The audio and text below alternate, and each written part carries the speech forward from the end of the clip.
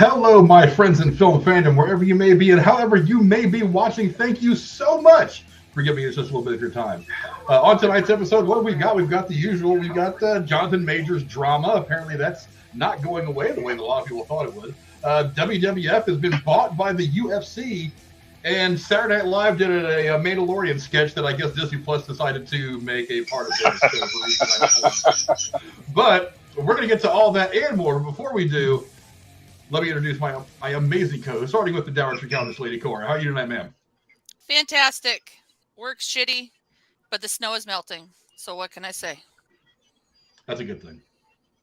Snow's great. As Martha Stewart would say, it is a good thing. It is a good thing. And of course, to my hetero life mate, Jeremy, as always in uniform. What's going on, brother? Yeah, I'm in uniform, but not really quite sure what the rules are anymore since we seem to change them in context of convenience. This is going to be a spicy episode for many reasons, for most of the topics we're going to talk about. So this is probably going to be the angriest you've ever heard us be about anything on the show, probably. We're passionate. We're passionate people. We're all pretty passionate about this episode. Then, of course, here with us, as always, is the shape from the Lone Star State, the killer, our man Tex. What's going on, brother? Well, Frank, as the rules state, I challenge you for control of this YouTube channel. So you must accept, and we will battle. You don't have to. Jeremy this is the way, Call of Frank. Duty, so he beat me. He owns it now. He can just give it to you.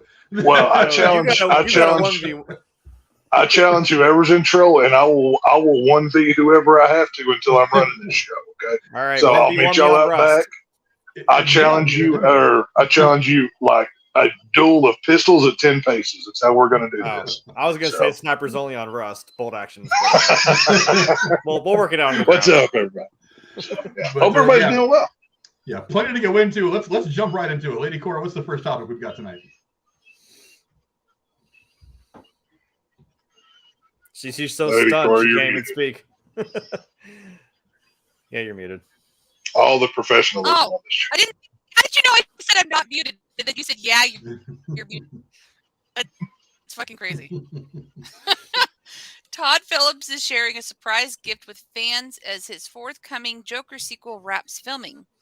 The filmmaker took to Instagram on Wednesday to announce that production has wrapped and shared new images of stars Lady Gaga and Joaquin Phoenix in character. Phillips has previously shared only limited glimpses of the stars in makeup and costumes throughout the shoot for Joker Folie à Deux, with a follow-up to the 2019 film set for release from Warner Brothers on October 4th, 2024. Jeremy, what are your thoughts on the Joker sequel wrapping and the images of Gaga as Harley Quinn?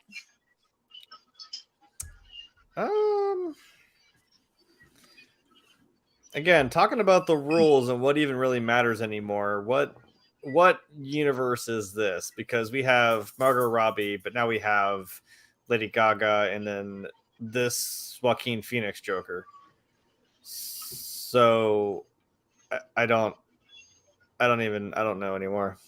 The way I understand it, when James Gunn came out and said what he did, Joker falls in the Elseworlds brand of DC films. Okay. I don't know.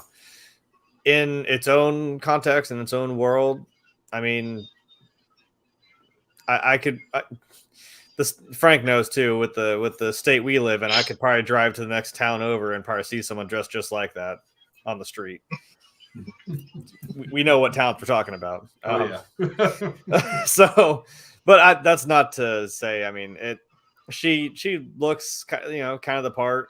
I see where the stuff's coming from with, the blonde hair, the kind of clown Harley Quinn type makeup, and the diamond pattern, the red. I think she had like a red jacket on or something. Yeah. It also even got a diamond pattern on the jacket suit. That's pretty sweet. And in terms of Lady Gaga herself, man, I don't doubt her as an actress. I think she could play this part pretty well.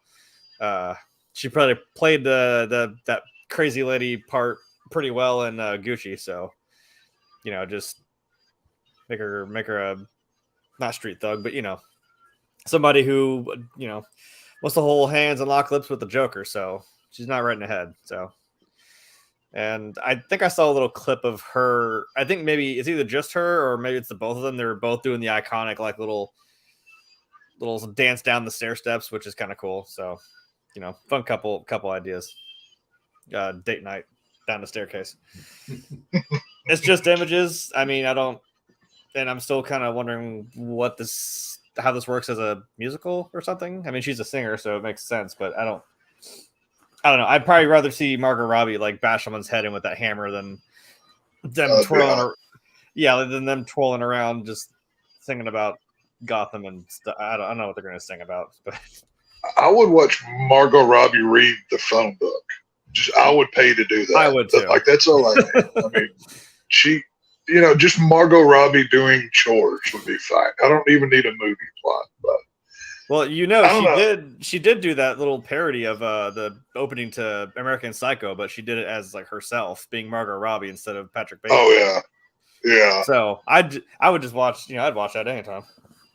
Funny. Well, that's going to be the thing. Is I mean, these pictures look good. I mean, yeah. It's got the gritty late 70s, early 80s aesthetic that they had in the first film, which is technically New York, but it's Gotham. It is what it is. It's got, out of all the pictures I saw, the one I'm most curious about is the one where you have Joaquin Phoenix as Arthur Fleck himself. Then you have two different versions of the Joker chasing him. So I'm thinking that's going to be one of those scenes like he's like in a weird head trip or something, and he's like trying to run from himself, but the Joker catches him and takes over. I don't know what they're going to do. Obviously, they're still playing into the mental illness thing that they did in the first movie, but this time it's a shared madness. I mean, yeah, he did that in the first movie when he walked into the girl's apartment, and he, this whole time he thought he had this relationship with her, and that's kind of a creepy little bomb drop when she's just like, "Who are you? And what are you doing in my apartment?" And it's like, "Oh crap, right. that didn't actually happen." Well, that's the thing. Like, obviously, all you do is madness too, right? It's like it's a shared madness kind of deal. So, I've seen a couple of conspiracy theories online that actually kind of interest me. One was that in this version, maybe Harley Quinn, instead of being his therapist, is already in Arkham herself, and that's why they're kind of experiencing all of these things kind of together. Because I mean, yes, they could go real easy and do the Mad Love storyline where she's his therapist and she's already a little bit crazy, and then he just pushes her over the edge or whatever. Right? That'd be the easy thing to do. But this isn't a typical comic book movie. There's nothing, regular about this, right? So you got to figure Todd Phillips is going to go his own way on something about this here. So I'm curious to see, like, the picture of Lady Gaga there as Harley Quinn, where she's all decked out with the red coat and the checker pattern shirt with the makeup, as she's going up the courthouse stairs with the police surrounding her. Like, what is she? I mean, is this a arraignment for Joker? What are we dealing with here? I mean, I think this movie would. I'm not a musical guy. I'm not looking forward to that part of it, but I am curious to see how they do the storyline. I mean, I think Harley Quinn's going to be the star of this movie. I think they really play into her and how Joker has an effect on her. I mean, obviously, we know Harley Quinn is the star these days. It's not really Joker, from the animated show to the movies to the everything. So I'm curious to see how much Joker is actually in this film and how much Harley. Well, I still don't think that this movie was entirely necessary. But it's not. Considering what's going on with DC now, this is all the Elseworld stuff, and now we've got, Safford and Gunn building their version of the DCU, and it's all starting over again, and Cavill's not coming back, and Affleck's not coming back. I don't really understand why you would. I still hate the idea of having two different universes for your characters. I think it dilutes your brand. I think it's confusing to some casual fans who don't understand that. Who aren't look, even a lot of people who are big fans of the DC and MCU films aren't big comic book fans. So the idea of having different storylines going at the same time is something that might confuse a lot of them. But Lady Gaga shines in roles like this. Look, I mean, she's a good musician. She's a fantastic actress. She's been great in American Horror Story. She was really, really good and showed great dramatic chops in Star is Born. I mean, I love that movie. Yeah. She's really, really good in front of the camera. And it's interesting to see how we're going to get a different take. Look, let's face it. Right now, Harley Quinn is a bigger character than the Joker.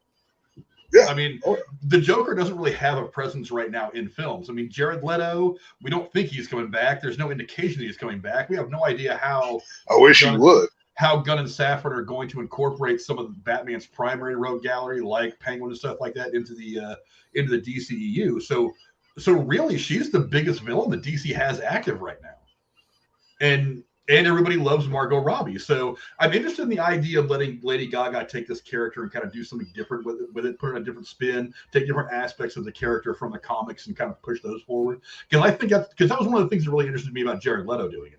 Is that he's going to make it a different Joker than Jack Nicholson in '89, than Heath Ledger, than Cesar Romero. I mean, they all played the Joker in a much different way. I wanted to see him do it, so we're going to get to see them kind of expand on the Harley Quinn character a little bit and give us something a little bit more grounded. Because let's face it, the Harley Quinn that we've got from Margot Robbie, while it's very fun to watch for a lot of reasons, it's still a very cartoonish kind of character.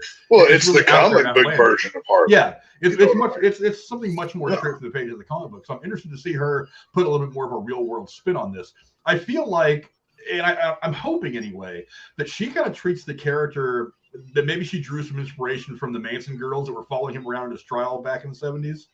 Like they were like, I'm kind of hoping that she's going to become a character that is a lot like them. They're just kind of weird and they're obsessed with this broken human being. And that's kind of what drives her, kind of like what drove, Van Winkle and I forget the names of the other girls, kind of like what drove these girls to show up every day at the hearings for Manson. So if she plays it like that, I think it's gonna be very interesting. I think it's gonna be another really cool character in this other universe that doesn't rely so much on the Batwing and the Batmobile and the flashier stuff in the comic books. It's going to be a lot more character driven. If they do that, I think it's going to be cool. But again, I don't know why this movie is entirely necessary. The first movie made $1 billion, which is why they think it's necessary. Of course, it's going to make them a lot of money. They hope. That's the only reason this movie's getting made. It's because it made so much damn money. But artistically, what can you really do to top that? And it's going to be difficult. Now, getting Lady Gaga involved is part of it, and I kind of like the idea. But again, I'm optimistic, but I'm cautiously optimistic. I think it's going to be pretty good. Financially, I don't know if it'll be more successful than the first one because it's really, really hard for a sequel to outdo the original. I mean, we've talked about that 100 times. But I don't know. This has potential to be really, really good. Does it have potential to be great? I don't know. All I know is I like Lady Gaga's look. I mean, Jeremy pointed out the diamond patterns. That's obviously a big illusion to cover her whole thing. The subtlety of the makeup around the eyes means that she's not full on Joker crazy, at least not at this point in the movie where we see this picture yet. That she probably is more of one of those kind of like crazy fans that just kind of like really fell for his spell, that kind of thing. And I think it's going to be interesting. I don't know. Cora, what do you think? I'm not even sure if you've seen the original Joker film, but I mean, you've seen Lady Gaga and stuff before. What do you think of this image, and what do you think of what she's going to put out there for us? I think she looks like.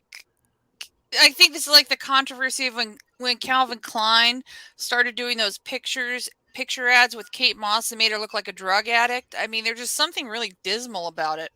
Maybe that's what they're going for, but I think Harley Quinn. She's kind of. I think Harley Quinn is supposed to be. I don't know. I relate more to Margot Robbie being Harley Quinn. She seems more cleaned up and girly. This seems a little. I don't know. Harley Quinn arrested on, prostitution and meth charges, 3 years after she quit hanging out with Joker. Wouldn't that be more real world? Prostitution and meth charges. Because that's the idea about the whole Joker thing. Is it's all very grounded. I mean, you don't have the spectacular shit of the Cape Crusader swinging through the air. This one is supposed to be more grounded, be much more character driven. So I think that's. Let's not forget. this is not a comic book movie.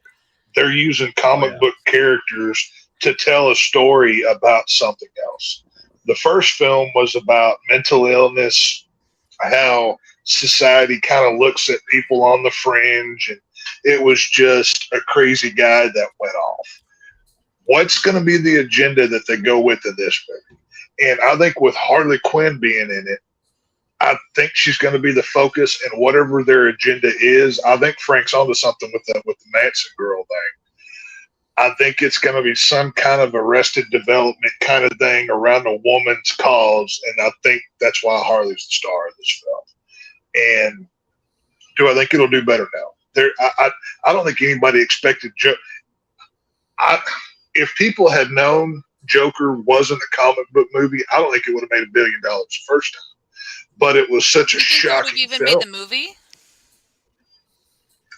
I think obviously, I mean, they made the movie, but it wouldn't have been as big of a success as it was if people knew what it was going into it. This is what I'm saying. And every time I watch Joker, I like it less. When I first saw it, I thought it was one of the greatest comic book kind of films I'd ever seen. But now when I watch it, it's just like, okay, you're just whiny. You think the world's against you, so you're going to go kill people. That's kind of what it was. And I think for Joker 2, it's going to be a agenda-driven film, probably even more than the first one was. I'm just curious what the agenda is going to be. That's what I'm looking at this as. I disagree with the idea that they wouldn't have made it. Because if you think about it, if there was a group of people more surprised that movie made $1 billion on the face of this planet, it was the people at DC. They didn't make this movie. They didn't make this movie. I mean, honestly, they kind of projected this movie, I think, somewhere around the $200 or $300 million mark, and they weren't expecting it to be huge. Right. So when that thing finally hit the $1 billion mark, DC was like, "Holy shit, what did we do?" I mean, like they didn't know that movie was going to be that good. I mean, they shot it hoping it would be good and watchable, and it would have a little bit of the social commentary that would be shine a little bit of light on mental illness and this character who's kind of on the fence, and he has this shit happen that pushes him over. They thought it was going to be a good film, but $1 billion, they did not see that coming. So I don't think they made the movie thinking it was going to be a blockbuster. They probably made the movie thinking it was going to be more artistic. It was going to be more of an auteur's vision than it was going to be a big blockbuster. And it was definitely a great artist's vision on the part of Phillips and Joaquin Phoenix and all those guys involved. But I mean, it was also, because it was so good, because of word of mouth, and it was pre-pandemic before everybody was afraid to go to the movie theaters. People just kind of kept going back. And to top it off, the movie was so good that a lot of people were going back. It was one of those movies that we're going to see 2, 3, 4 times in the theater while it was still out there. So that's one of the things that drove it as well. I guess what you could say is you get what you deserve. Yeah. I will say, out of everything, that scene where he's sitting there at the desk with Robert De Niro, you get what you fucking deserve, and blah. I love that scene. That was good. That is just incredible. And I mean, the way it was shot, it wasn't like over the top gore. It wasn't like an Evil Dead movie blood or anything. No, it was just so. I mean, he shoots the dude right between the eyes and then stands up and dances in front of a TV camera like nothing happened. I mean, it was almost like I mean, it's funny you brought up American Psycho. It seems like something that would be in that film. You know, it was just a beautiful scene. And, you know, I mean, this isn't my Joker, and this is not, he wouldn't even be in my top 5 Jokers. But, you know, that being said, I don't know what to expect out of this film. I mean, this is art house superhero movies. Which way are they going to go with this? You know what I mean? I guess at the end you could still just sit there and be like, you wouldn't get it. So just right, a cigarette, you wouldn't get it. Right. And this, I mean, it's not like they're going to have like Lex Luthor show up in his power suit and be like, "Oh, are you going to help me take on the Man of Steel, Joker?" You know, I mean, it's not that kind of film. You know what I mean? So especially since we know Bruce Wayne's like 10 years old or something. Yeah, Bruce Wayne's like, you know, he's in what, child 5th grade right now or something or whatever he is. So, like, you know, I highly doubt he's went to across the world training as a kung fu master yet. So we saw his dad still alive, so we know how that how that plays into his story. So he's not quite there yet. Yeah. Well, it's just I don't know. I'm curious to see. Like I said, I think Harley takes front placement in this movie, and Joker is almost a kind of like a terrible influence on her shoulder kind of thing. It's kind of what it feels like. Well, she's got to be able to sell this too, because this is the first time we're seeing her as Harley. So whatever this iteration is, like it's she's got to nail it. And again, I don't have any doubts about Lady Gaga, so I'm just saying I'm curious how it's gonna go. Yeah, I know. From American Horror Story, A Star Is Born. I mean, so many things that she's done very well. I mean, she's a tremendous actress. I don't doubt that whatsoever. And I mean, I think she looks like a Harley Quinn. Now, she's a more grounded, realistic take on Harley Quinn. She's not the pale skin or, the typical like a Margot. She isn't a polished Harley Quinn. Yeah. It's a grittier. I love the Dark Knight trilogy, but I hate them at the same time because now everybody wants to make a realistic superhero movie. That drives me crazy at this point. It's been done to death. Well, then it wouldn't be a musical. If it was realistic, it would be a musical. Right. Yeah, well, I walk around work all the time singing. Well, no, see, we're not doing that. On the show, I think the musical parts are going to be the dream parts in this movie. Well, that's one thing I was thinking of, because when you go back and watch Joker 1, any of that could be made up. That whole movie could have took place where he's sitting in front of that psychiatrist at the end of the movie. Yeah. And he could have just told the whole story. We don't know what's true in that film. We have no idea. So I think all of the musical numbers within this movie are all going to be in their heads. That's just my theory, but we'll see when it comes out. But I don't know. I just hope it's entertaining, and I'll put up with a musical if it's, I guess, Batman related. I'll deal. It is what it is.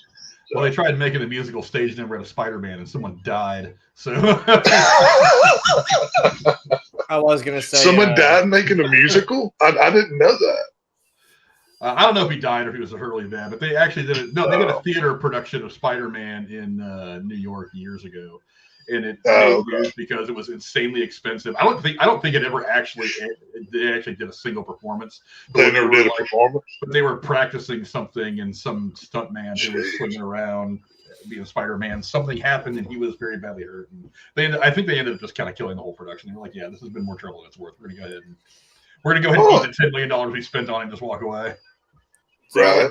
I was going to say, well, we could do Batman on Ice. I'm like, well, wait, we already did that. It was called Batman and Robin. How that went. The ice puns alone killed that thing.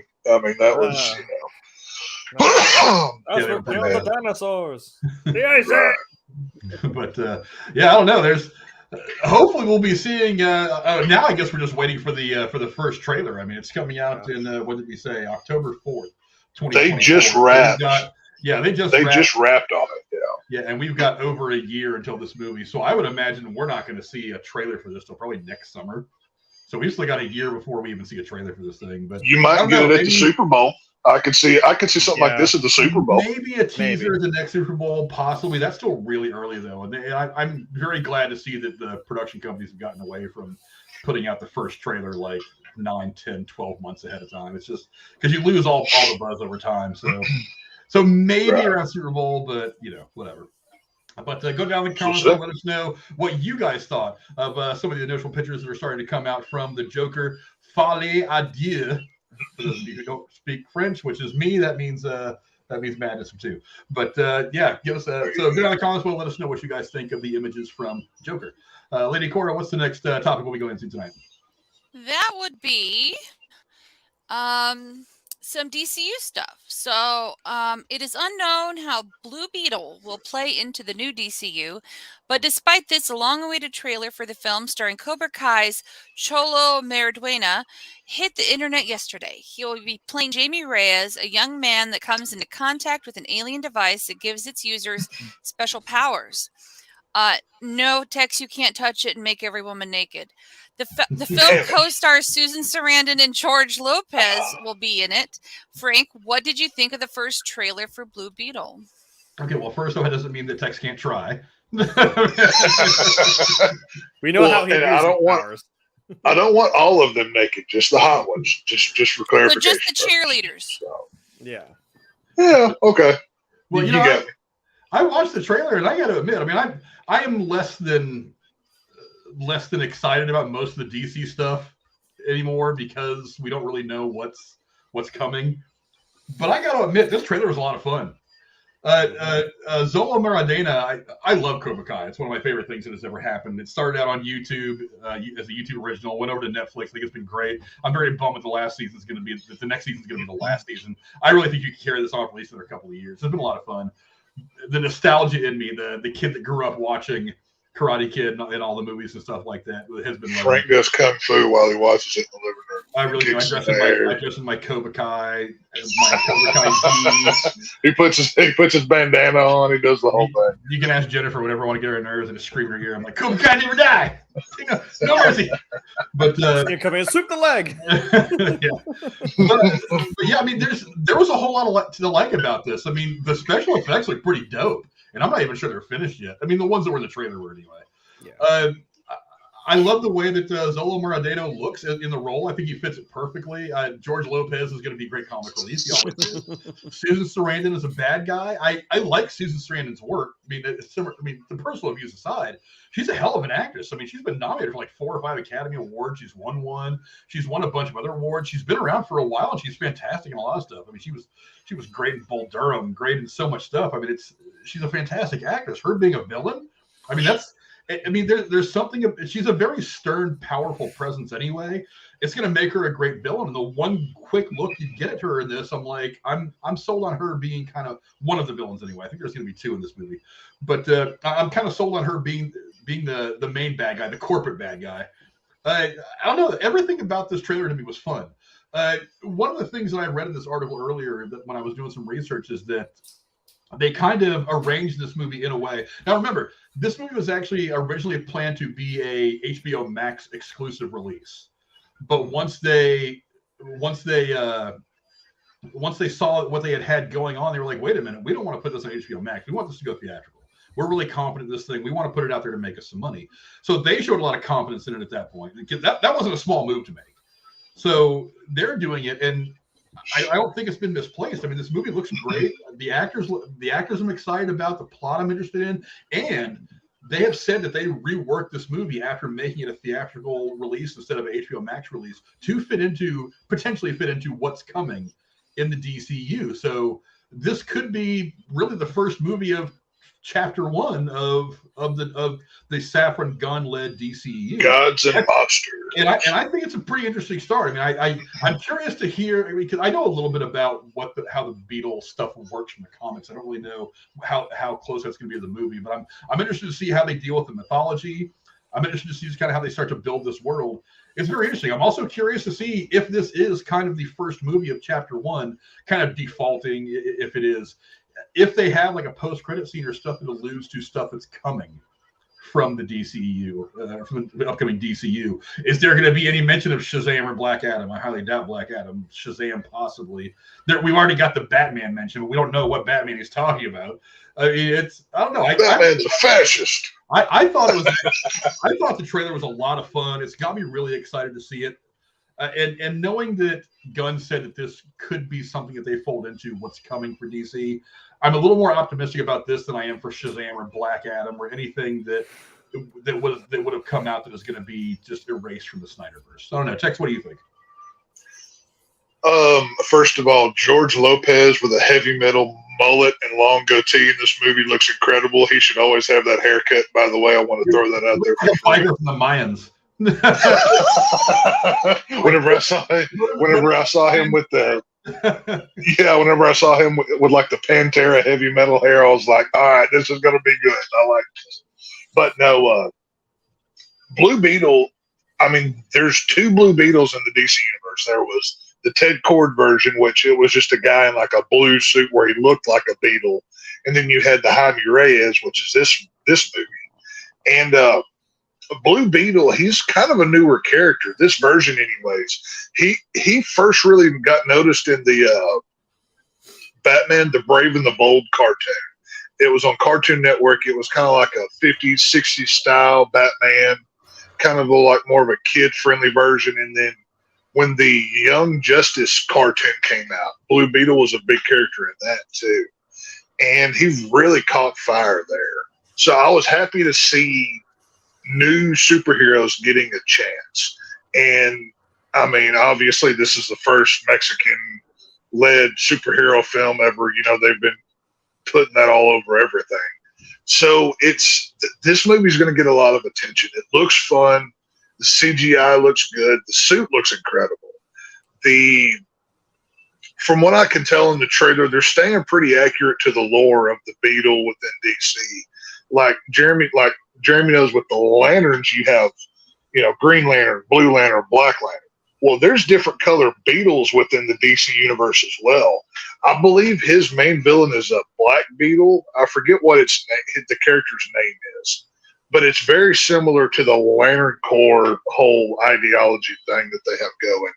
So obviously James Gunn has came out and said this is the start of his universe or whatever. So I'm here for it. It looks fun. I couldn't tell. Did they say in the trailer where this takes place? I know in the comic world, Jaime Reyes is from San Antonio, Texas. So I'm curious to see if that's where they have him located in this movie or not. He is. But, let me look. I think it's because it says in the trailer where he's from. I think it mentioned maybe a fictional town. Okay, well, they may have changed it because I know in the comics and in the Young Justice television show, they had Jaime Reyes living in San Antonio.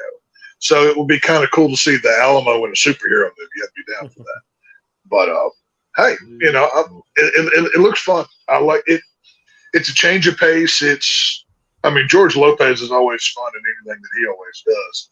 So, the premise on Wikipedia says after Reyes graduates from college, returns to his hometown, Palmera City. I'm thinking it's probably a fictional city. He shows to a scarab, blah, blah, blah. Okay, well, then they may have changed it for the movie. Who knows? I don't know. Whatever.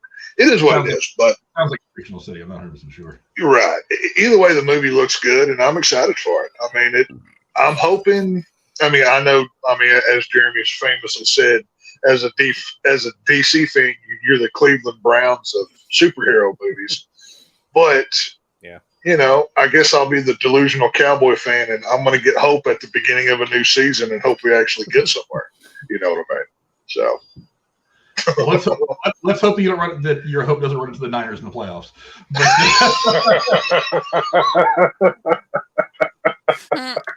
Well, let's hope not. But it's all good. Jeremy, you saw the trailer. Anything jump out at you? Like I said, I thought it was a pretty good trailer. Yeah. As soon as I saw George Lopez, I'm like, you don't have to say anything else. I'm like, there you go. That man is so much fun. I know.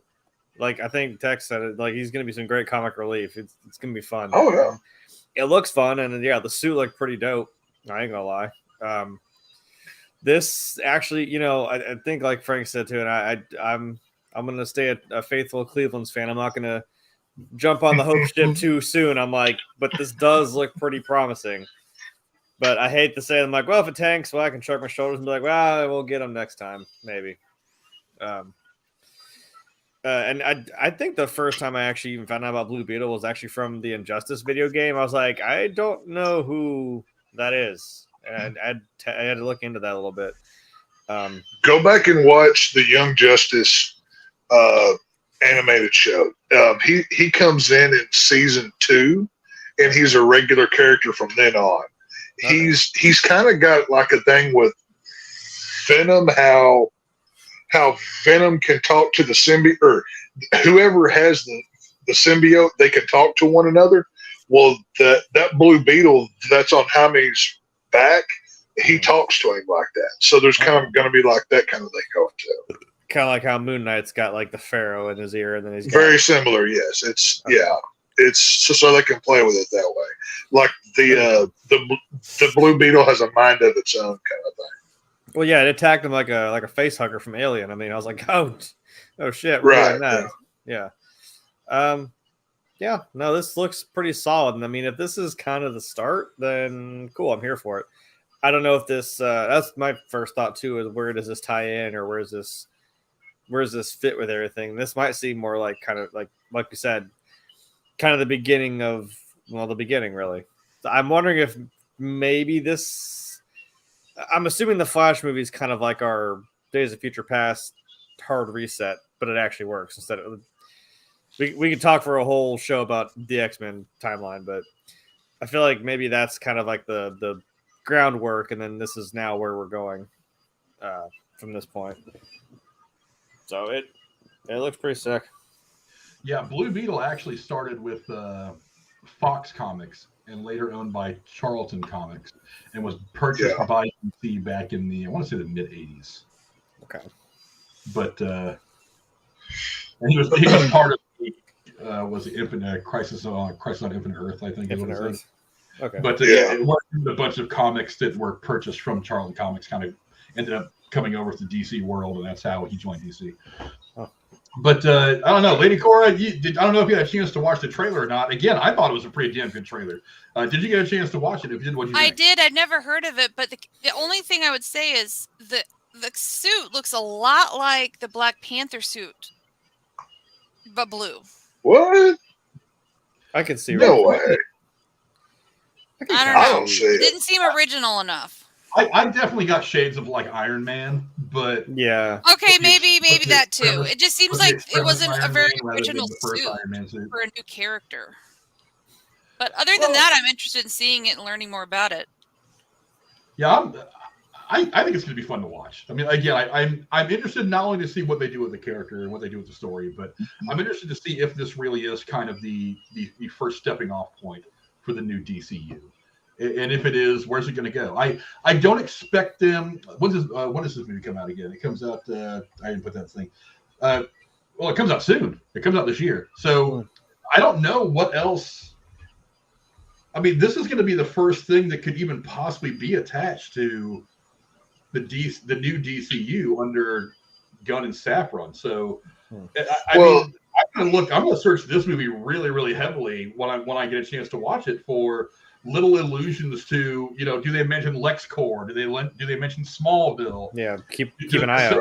Somebody on the subway reading the Gotham Times. I mean, is there going to be a post-credit scene? And if there is it going to be just significant for Blue Beetle's continuing story, or are we going to get some allusion as to the bigger world that is out there that they're going to give us? I mean, those are some of the questions that I'm going to have going into this thing, because this is really the first film that could be the legitimate first installment of the new universe.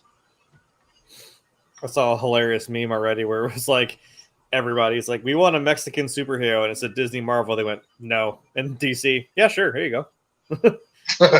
I'm like, right. Well, I mean, got you there, didn't we? Well, see, there's one thing that I hope they have in this movie, and that's Ted Kord. Ted Kord, he's the head of Kord Industries.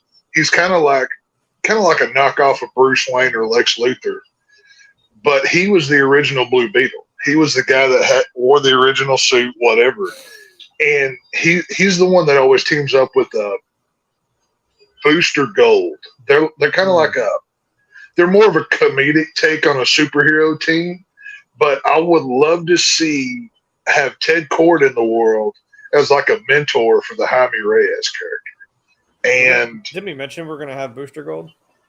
Didn't Gunn say Booster Gold? Yes, Booster Gold is coming. So that's what I'm saying. If we've got Booster Gold, then we need Ted Kord, because those two are like peas and carrots. I mean, they just go together. That makes sense. And they got to have Ted Kord at some point he doesn't even have to play a large role, right, but do something with the character. At least show him to be in this world. So maybe in a sequel, he kind of mentors the new Blue Beetle or something. I don't know. They can figure it out. Well, Kord's going to be important in the story because Susan Sarandon is playing Victoria Kord. And Bruno Marquezine is playing Jenny Kord, who is going to be the love interest for Jamie. And who is playing the bad guy? I forget. I'm not sure. I was listed on here. I'm drawing a blank. Okay, so this is getting a little in the weeds for the Blue Beetle stuff for me. So Raul Max Trujillo is playing Conrad Carapax, who is one of the enemies of Blue Beetle. Let's see, Carapax. I don't know that. Long professional rival of Dan Garrett, Conrad Carapax undertook a search of Pago Island to learn why Garrett would have risked his life there. This has nothing to do with the movie. This is just kind of a summation of what his character is to the comic books. Garrett. To learn why Garrett would have risked his life there after accidentally touching the wrong wire, his mind was transferred into one of the robots there, turning him into Carapax, the Indestructible Man. Now, we do get a quick glimpse of this, of who I assume to be the main bad guy, who I assume to be this person in this trailer. I don't know if that's exactly what they're going for or not, but I'll have to look at Carapax. I don't know that character. That might be a deep cut from a Charleston comic. Because my main exposure to the Blue Beetle character, like I said, was from Batman Brave and the Bold and Young Justice. And in Young Justice, they brought in Black Beetle. And in Batman the Brave and the Bold, they took on a different Batman villain. So I don't know his rogues gallery well. But, I mean, Blue Beetle, he's kind of like, he's very Iron Man-ish, if you want to go with that. I mean, he always has a scarab on his back. It can just turn on at any point, especially until he masters it. He can he can either have like a hand or like a gun can form or whatever. It's very Iron Man, especially in the later Avenger films, where like that liquidy type suit that he had. So there will be, yeah, it's very similar to that. So there's going to be Iron Man comparisons, and the Marvel guys are going to try to rag DC fans. Oh, you just got your, knockoff Iron Man, blah, blah, blah, blah, blah, whatever. That will come. You realize DC did all this shit first, but whatever. Okay. Oh, yeah. But, the Marvel elitists can't help themselves. They're delusional. But, it's. Hey, so this has potential to be really fun, though. Just ask him how Iron Man's doing. Oh, right. Yeah, he's doing, but remember, he loves you 3,000. That's all you need to tell him. Yeah. So it's all good. Uh-huh. Love didn't save him, so. Blue Beetle doesn't love me 3,000. I can say that.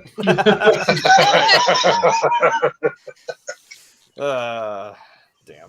What were you about to say, Cora? I'm sorry. Is this going to be like a 3-movie franchise, or is this just a filler in the DC lineup to set up some other movie? That's the question. It could be a start. Like I said, Safran and I think Gunn came out and said that they have decided that they want to try to fold Blue Beetle into their plans for the DCU moving forward. Okay. So while I'm sure they probably originally, when they started production on this, planned to maybe have him be a bigger part of the Snyderverse, it was still very early on in the production process when Gunn and Safran took over, and they said, "Well, there's nothing in the script that wouldn't be hard to change to make it a part of what we're doing. So that way we don't have to throw away this extra movie. We don't have to make this movie, get it out there just to make some money, and then walk away from the character and the actor. We can actually get this guy, Zola Mordania, who's incredibly popular right now. His star's about to be on the rise big time. I mean, he's finishing up Cobra Kai, which has been popular. This, I have a feeling, is not going to hurt his, unless the movie sucks. There's always a possibility. But no, we'll just do it to Batgirl. Screw her. Yeah, Blue Beetle's where it's at. Yeah, but they don't want to do that again. It's like, why take 2 write-offs of $150 million when you can take the one and then make a couple $100 million off Blue Beetle? So, I mean, especially if they're thinking it's going to look so. I don't think they would put this out theatrically if they thought it was going to fail, though. Yeah. I mean, realistically, obviously, yes, there's still a chance. But for them to put the extra money and whatever effort that they did to get it on a theatrical scale, I got a feeling it's probably going to blow people out of the water. And I really hope it does because, I mean, I don't think there's any huge Blue Beetle fans. I mean, you don't see a lot of Blue Beetle action figures or T-shirts get made or whatever. This is very much a deep cut character for the comic book world. But if they nail it, I mean, hell, look what James Gunn did with the Guardians of the Galaxy. Nobody knew who they were. Now they're household names. Right. So, I mean, maybe this could be something like that for DC. You know what I mean? Well, and more to that point, Marvel basically built the entire MCU, at least the first phase, on a character who was kind of a middle-of-the-road character in the comic books. Iron Man. Yeah. Iron Man. Because I remember when that movie was coming out, they were like, why Iron Man? Why not go to Captain America or Thor or the Hulk or whatever? Iron Man's a middle-of-the-road character. Then Iron Man comes out, all of a sudden there's people screaming, this is the best, at that time anyway, this is the best comic book movie that's ever been made, best superhero movie that's ever been made. Right. So really it's going to be all about the presentation and how they put it out there. Not especially since it was Robert Downey Jr. Everyone's like, him? Really? Yeah, and that was Robert Downey Jr. His career had been kind of a tailspin for a while because of some personal stuff. All of a sudden he does this, and then it's like now all of a sudden he's Oscar bait again. So right. But I don't know. I think this trailer was actually a lot of fun. I'm really looking forward to seeing what they're going to do with it. Hopefully they'll give us kind of they'll give us a little bit of an indication as to what's coming. I don't want to see like the Justice League make a sudden appearance. I don't want them to show me who the new Superman's going to be in a post-credit scene. I don't need that. Would be fun. That would be exciting. It would certainly draw a lot of buzz.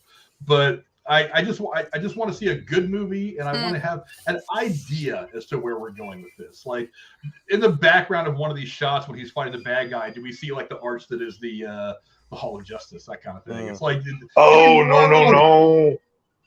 You have John Cena show up as Peacemaker and be like, "Welcome to the Suicide Squad, kid," and that's how you introduce him into the DC world. That's what you need to do. That'd be great. We don't need more John Cena. I do. He's the only one in wrestling that regularly wears pants that cover up his thighs. And true, but he didn't.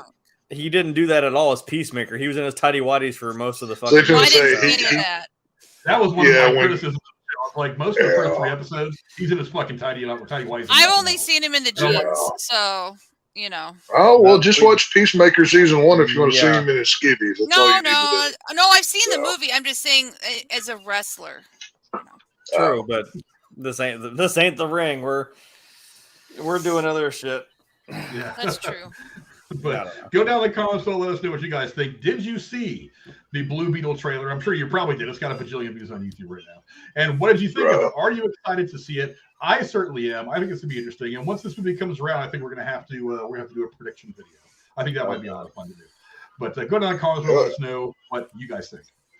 All right, Lady Cora, what's the next topic we'll be going into tonight? Well, something fun. Johnathan Majors has maintained his innocence in an alleged assault case since his arrest last weekend. The Creed 3 actor, who has been accused of assault and harassment following a domestic dispute with his girlfriend, has now released some evidence that he claims proves his innocence. Frank, what do you think of the situation surrounding Majors? I think it's odd, if I have to just use a word. And here's why I think it's odd. For one, I want to say very, very clearly, there was a lot of people smashing him saying, oh, I guess now they got to recast Kang. Now they can't make Kang Dynasty. Oh, he's another guy just beating women. Can we assume innocence before guilt for everybody, not just selective people? Come on, let's be honest. Because look, after Creed 3, I was on this channel in my short review for Creed 3 saying we are in the age of Johnathan Majors now. He is probably the biggest star in Hollywood right now. Yep. Whether he will be in a year or not, I don't know. But I mean, as I was walking out of Creed 3, before this became news, I was like, this guy is that good. This guy could be the next Denzel. He could be the next Sidney Poitier. He is the next guy who is going to carry a franchise somewhere. And then this comes out. And my initial thoughts were, okay, it's possible. It's possible he did all these things, but I want to see the system play out first. I want to see this all laid out. I want the evidence to be out there. I want him to go see a jury of his peers, to go to court like everybody should. And then 5 minutes later, people are all over the internet. This guy's done. People coming out saying, yeah, I worked with him on this one thing, and he was obviously really rude, the dickhead, and was mean to women, misogynistic. And I'm like, I don't believe one person saying this when nobody else is backing you up. And then a bunch of people online, oh, guess you can't have him be Kang anymore. The Army pulled the promos that they had just shot with him. Apparently it's cost them $1.8 million to not air these things. Whatever. That's my tax dollars. Thanks, guys. Thanks, government. But, all this stuff. And I just got really annoyed because I was like, let's let the evidence have its time. Let's say, okay, I understand that these are the accusations. Let's now see the evidence. That's the next step in presuming guilt or innocence. And so many people were so eager to skip that part. I don't get it. I don't want to shit on this guy right now until I'm sure there's a reason to shit on him. That said, I'm a little concerned about something.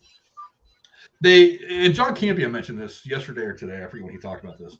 Is the charges were made public, not levied. They were made public, and then within a day or so, Johnathan Majors' lawyers coming out saying we've got text messages of this girl saying she didn't, whatever, that didn't happen. We've got an eyewitness for the guy who was driving the cab saying it didn't happen like that. We've got other witnesses saying it didn't happen like that. We got some camera footage. We've got text messages, and I'm like, great, give this to the DA so the DA can say, let's go ahead and drop these charges because they're obviously not right.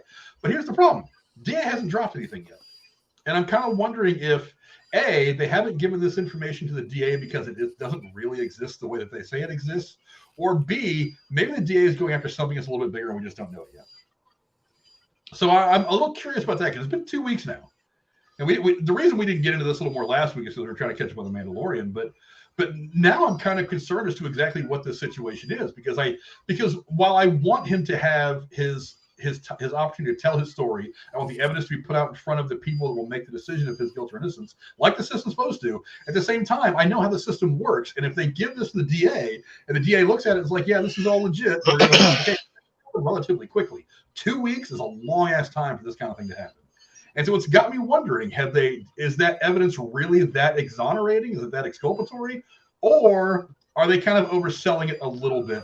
I don't know. Jeremy, I know we don't usually delve into some of the TMZ style stories about this, but with Johnathan Majors, I mean, look, Ant-Man and the Wasp, Quantumania, not a great movie, but he killed it in his Kang.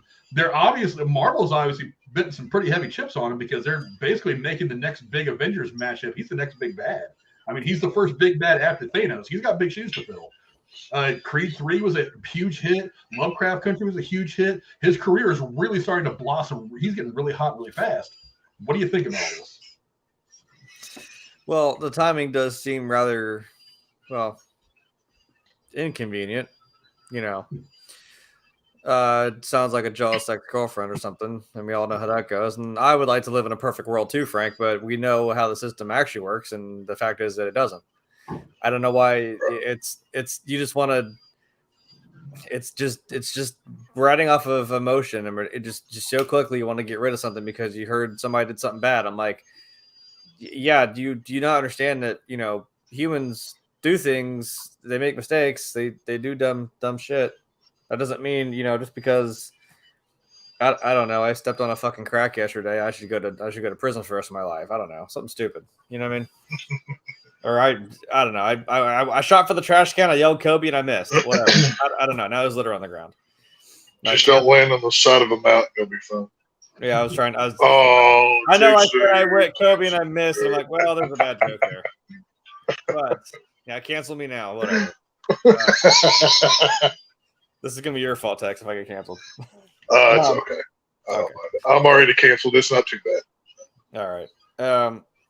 Yeah, and I would hate for that to to be true because, like you said, this dude's just taken off, and he's while it wasn't a good movie, he was the best part of that movie, of Ant-Man and the Wasp. So I don't know. That is quite a long time. I know you say we don't do TMZ shit, but we did sit here and follow the Johnny Depp and Amber Heard trial for quite a while. So I don't know. We I watched the whole thing, so I'm not one to talk. Yeah, we dipped our toes in the pond. So hey, I even watched that Tubi movie about Johnny Depp and Amber Heard. I went full tilt. All right, so I still haven't recovered. 5 other people. I still haven't recovered from that debauchery. My Lord, that was horrible. So was it? Oh God, I don't know. I'll tell you about it one day. But yeah, so. It just seems like people can't be. It's damn if you do, damn if you don't. It doesn't matter what you do. People just want to, again, they found out you put your trash can about 10 degrees off your curb the wrong way, and they're like, okay, well, we can't deal with him anymore in society. He's got to go. Just for any reason. And even if you do all the right things, it's still like you just want to find some reason. I don't know why there are some people that are just bored, but that's what they make their life out of doing. So, I mean, whatever, go off. I don't care. If it gives you some purpose in your boring life.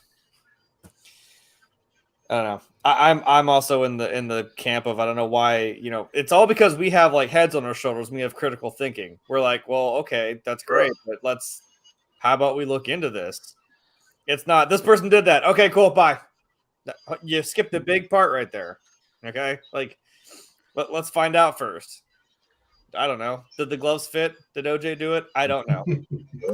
I guess we gotta quit. What are we gonna do? We tried with that one at least. I'm just saying. Cora, you've been kind of keeping track of this, I hope. What do you think of this whole situation? It's been a couple weeks now. I mean, should there be some movement somewhere, do you think? I think we should just leave it to the court system and the entertainment news and need to stay out of it because, I mean, just like any other case, the DA might be hanging on to something that, like you said, we don't know. And you're absolutely right. He shouldn't have even made it. I guess he's trying to save his career, right? So, I mean, get Gloria Allred out there. She represents, the innocent. I'm just saying. Don't even. He's a man. He's already been qualified as a potential. That name alone just makes. That name being said out loud makes all penises draw up inside of men when those two names are said together. Like, oh, God, I hate that woman. Ugh. She is annoying on mic, I'll say that. But, I don't know. Yeah, I don't know. I'm disappointed by the public's reaction at large. I'm disappointed by everybody's odd desire to. It's not a mistake. I feel like this is people wantingly jumping to a conclusion that has no basis.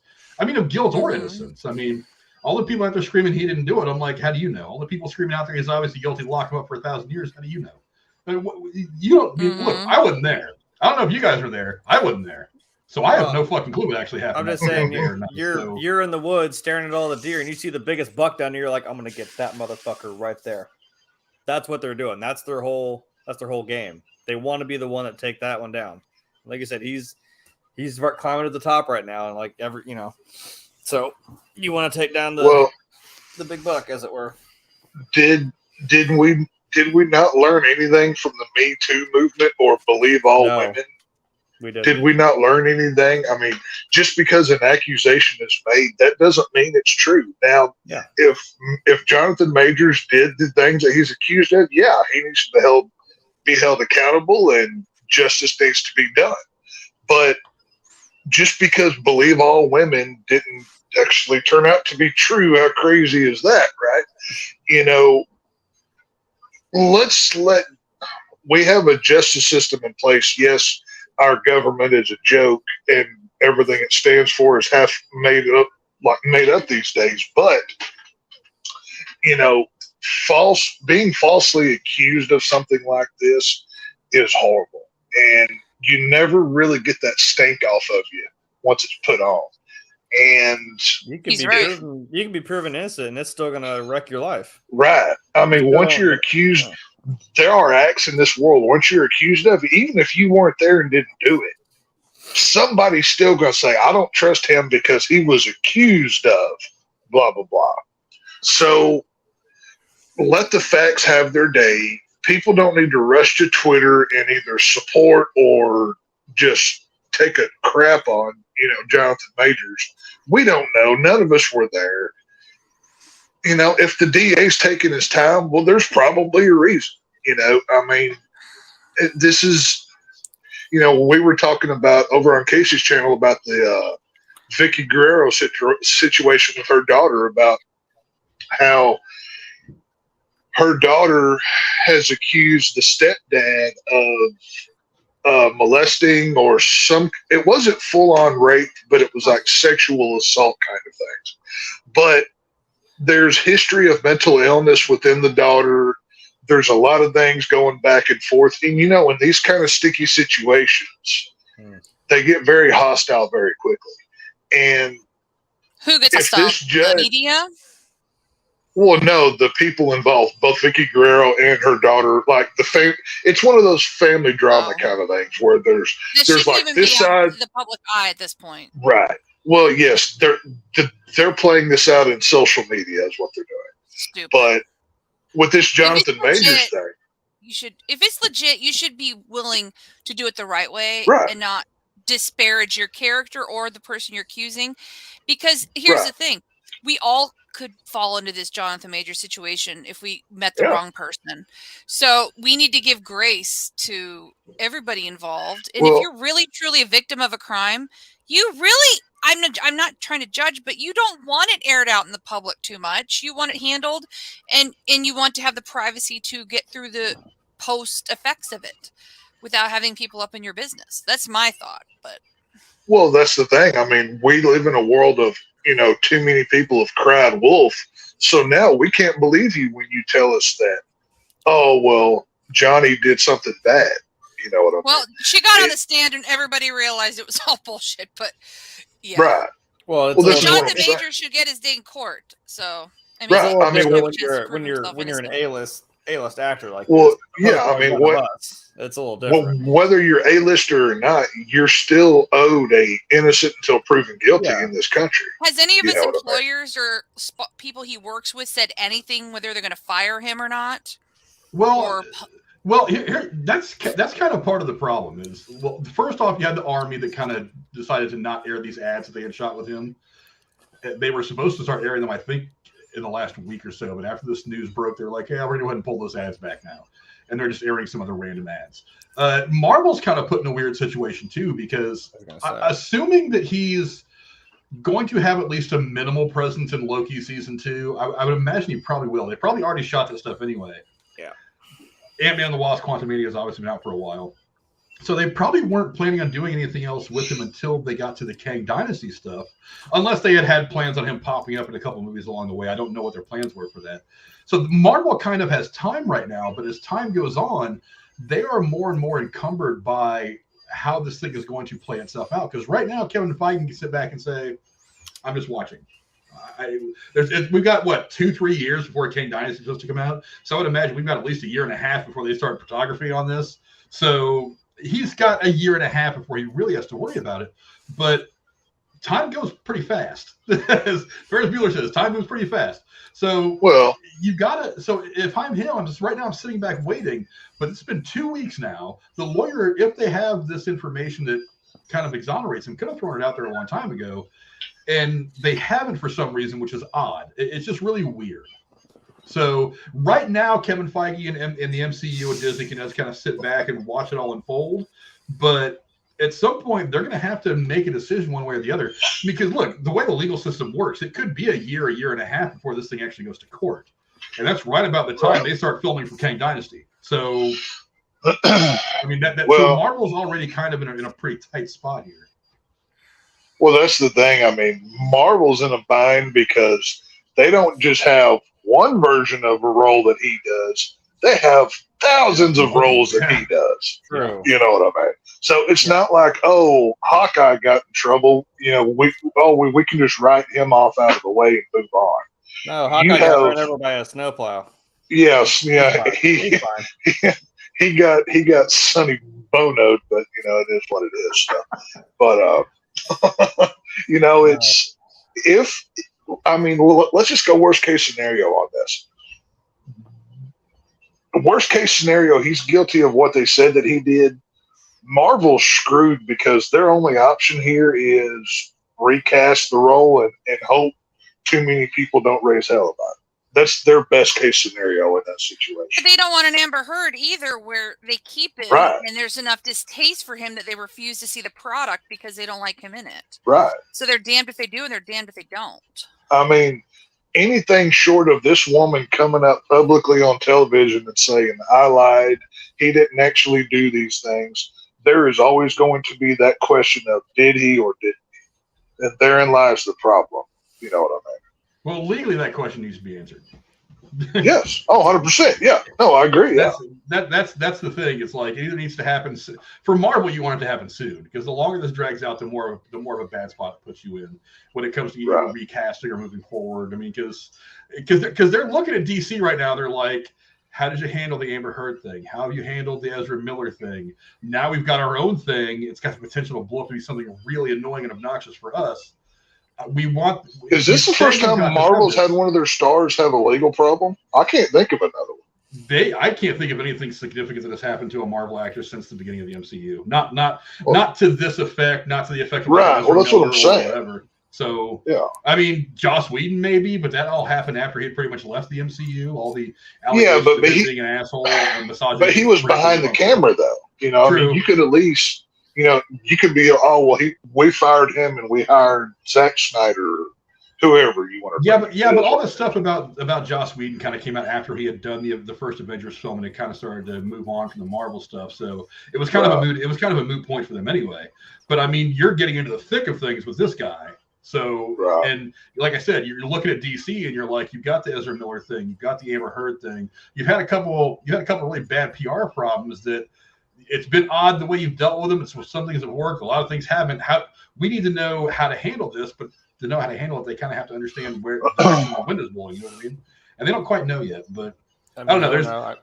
I was just cheering when fucking Mara was getting her ass kicked by Steppenwolf when I watched this. Hey, you know what?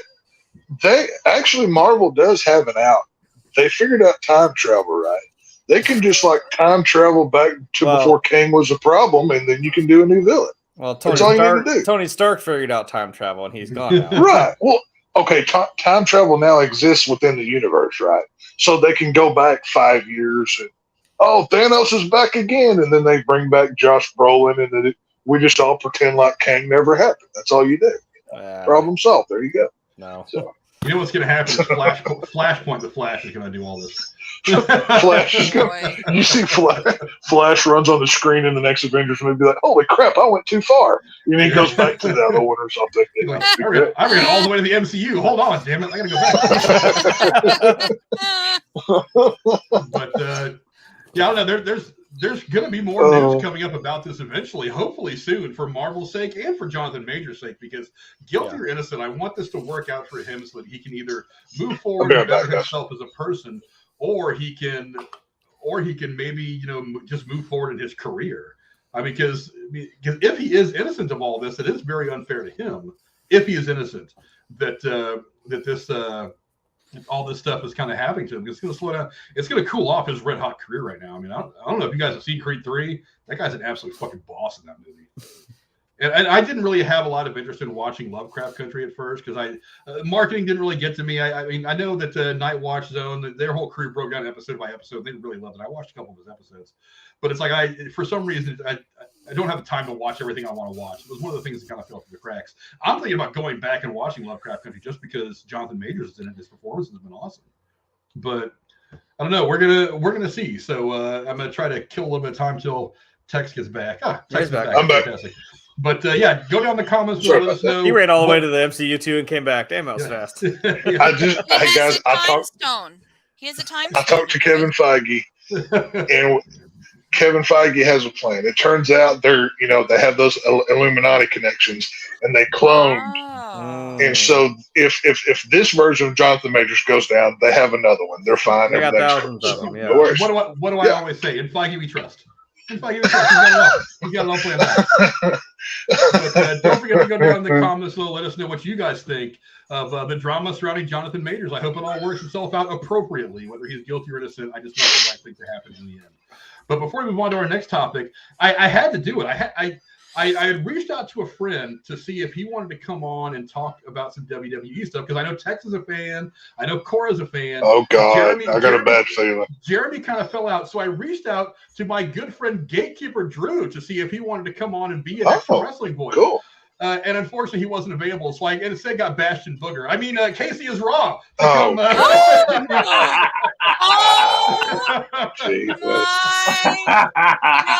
Casey, how much did you pay Frank to let you on the show? Well, I let him post. Paid him for an hour at least. I let him post date the check. That was the catch. Just don't cash that check anytime soon, Frank. Right. Can this be a Skype call where we can kick him off whenever we want? He was like, good. Now he showed his face. There's the money. Goodbye. There's only one way to find out in the end. But Lady Cora, now's the time. Let's go on to our next topic. What's that tonight? That would be Endeavor Group Holdings and sports entertainment powerhouse WWE made things official on Monday, unveiling a definitive agreement to form a new publicly listed company consisting of two iconic, complementary global sports and entertainment brands, UFC and WWE.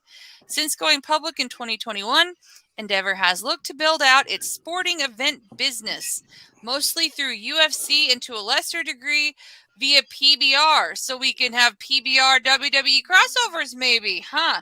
Tex, what do you think of the big merger? Well, it's no secret WWE has been on the selling block for a number of years. I mean, they bring in the guy's name is Nick Khan. He's kind of a big wig in the entertainment world. He's one of those guys that you bring in, but to get your company ready to sell. So whenever he was brought in, he's actually friends with The Rock, I believe. I believe there's a family tire connection. I'm not for sure, but whenever Nick Khan came into play, everybody knew that the sale was not imminent, but definitely on the radar. And there's been projected buyers. Would Disney buy it? Would NBC Universal? Would ESPN buy it? I never thought this company would buy it. I mean, obviously Casey would know, and I don't know who else would hear, but the Saudi government was looking to buy WWE. I mean, so we all know how controversial that would have been, but they love wrestling over there. But see, here's the problem. Most of them still think guys like the Ultimate Warrior and Yokozuna are still wrestling. And for anybody who knows anything, Yokozuna died like 20 years ago. So, I mean, they're kind of behind the times. So this is Saudi Arabia we're talking about. They're not the most advanced world in the nation, I guess. But, with this being sold to UFC, I like this. This is interesting because they're going to combine these companies. This basically makes WWE, UFC the biggest company in the world, at least entertainment-wise. I mean, this puts them – I don't know what the NFL is worth or Major League Baseball, but this might make them worth more than all of those. And when you look at the money that WWE brings in just by themselves, they're making money hand over fist. They've got contracts with Fox for SmackDown, for NBC Universal, that which includes USA Network. It's where you have Raw. The network is on Peacock. This is huge. Now they have all these contracts in place, the merchandising rights, everything. For this sale to go down and for Vince McMahon to still be left as a power holder. Now that's the negative part for a lot of people is a lot of people want Vince fired. I mean, even to the point where when WWE does live streams, the chat fills up with #FireVince. But that being said, Vince McMahon is a moneymaker. And this is, I mean, I don't know what Casey has to say about this, but I'm a fan of this. I like the combining with UFC because it adds a touch of realism to obviously a planned sport. And hey, if we can get Conor McGregor going for a WWE title, I'm down for it. You know what I mean? That would just cheapen UFC, don't you think? Well, there's no fakeness about it. These people actually train and work up to matches, and it's a legitimate sport. It's not quote entertainment. I don't. Wrestling's not fake, you silly goose. Well, in all fairness, hey, I'm a squirrel, Jeremy. Too, so. Not a goose. I mean, it's not like Hulk Hogan for 20 years while he was basically running the WWF. Oh God, can we get Hulk Hogan as a UFC champion? Oh my God! Oh, that'd be great. Was sitting on the couch eating bonbons, I think he's watching a little matches, broken for that. He barely walks anymore. Right. He has like so many back. He has so many back injuries and knee surgeries that he's like the second he walks out of the door, he has an injury. He's broken. He couldn't. Well, look at it this way, Cora. Obviously, UFC and WWE, two totally different things, but they occupy the same space of a live event, physical combat deal. True. So they're both pretty big deals. They're the biggest names, and I know the AEW wrestling fans will think, "Oh no, we're better than WWE." Blah blah blah blah blah. But you're not. They're still a minor company. Brock Lesnar and Ronda Rousey, who were former UFC, and they could maybe be like go between Right. ambassadors of like this merging. Well, there's been other. Casey, what was a couple years ago the other former UFC guy that came in to challenge Brock? The Mexican guy. Do you remember who that was? Oh God! Wasn't he pretty chubby? Yeah, he was kind of chubby. He came out on SmackDown. He only had like one match, and then he sucked. Actually, I think that was in Saudi Arabia, and then he was on the down low, and then he got released. It was the guy who beat him in his last match. Let's hope Logan Paul gets forgotten too. By the way. Well, I don't know, but I mean, this is like a $22 billion deal or something like this with these two companies combined. I mean, this is massive. I saw a stat the other day. They're paying for WWF 3 times as much as Disney paid for Lucasfilm. Jeez. Wow. Yeah. Holy moly. Yeah. But here's the thing, and let me throw this to you, Casey, real quick. I mean, I'll see if you agree or not. There has been a long history of people bouncing back and forth between UFC and WWF already. WWE. Sorry, the old man in me still calls it WWF. I would have still called it that too. Don't worry. Yeah, there's a long history going all the way back to Ken Shamrock. Remember when Ken Shamrock jumped from UFC after he retired from Frank Shamrock too. Yeah, Frank Shamrock, and then you had The Miz that went over and to WC or to UFC and fought a couple of matches? No, that was an X on his CM Punk. CM Punk. That was CM Punk. Yeah. I mean, so there's already a long history of. I mean, and then Brock Lesnar, and then a bunch of other names. Ronda Rousey's gone back and forth. So it's not like there hasn't been a bit of a relationship between these two anyway. Some connective tissue. It seems to make sense, Casey. I mean, do you see this being more opportunity for some of the UFC guys to maybe further their time in the limelight after their fighting career is done to go join WWE and maybe continue their fame there? Yeah, well, I don't see why not. I mean, look at Brock. I mean, he's loving being part of WWE. He doesn't have to get his head bashed in or get like crippled from a submission move in real sport. So he's loving it, and he's getting millions of dollars every year, just barely showing up. So, but I'm predicting it's gonna be just as it is right now. It's just they'll have some spillover. They'll have some of the UFC guys go to WWE, make an appearance, and the opposite way around. I feel like if like WWE wrestlers go up that direction, it's just gonna, like Cora said, it's just gonna keep the UFC. I think it's gonna drag, like you said. I don't know. It could go the other way though. I mean, maybe they'll keep them somewhat separate. Well, I think they definitely should keep it separate. Just because they're blending the companies, that doesn't mean that you're going to see Undertaker fighting for the UFC title. Yeah, that's not necessarily a thing. You know what I mean? According to this article in THR, and I forgot to put the link in the description, but I'll try to do that here in a minute. The new company will be led by Endeavor CEO Ari Emanuel. So what's going to happen is Endeavor bought WWE. I'm sorry, they bought controlling interest. I'll get into that in a minute. They bought controlling interest of WWE, and then they're going to merge WWE and UFC into a brand new company that will be its own company, but will be owned by Endeavor. So CEO Ari Emanuel, SEO, will also continue the same role at the remaining Endeavor businesses, which includes the talent agency, WME, and the likes of IMG. WWE executive chairman and majority shareholder Vince McMahon will serve as executive chairman of the newly created firm, while Mark Shapiro will be president and chief operating officer of both Endeavor and the new company. Dana White will continue his role as president of UFC. And WWE CEO Nick Khan will hold the same president's title as White, but with WWE. So he'll basically be the Dana White of WWE.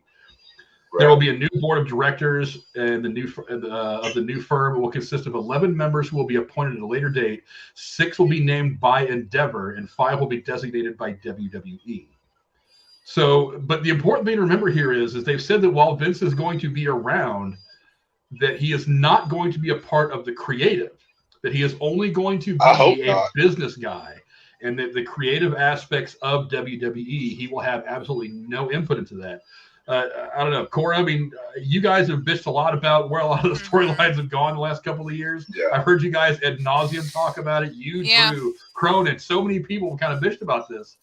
It's like, do you think that's going to help out a lot, having a different creative crew in there? It depends on if they're given license to actually do anything outside of what Vince McMahon wants. They can say he's not going to touch creative, but he fucking will on the backside, and people may not think he will, but if he has anything to say with who gets hired, he's going to have a say. And I think he just needs to be off the company altogether.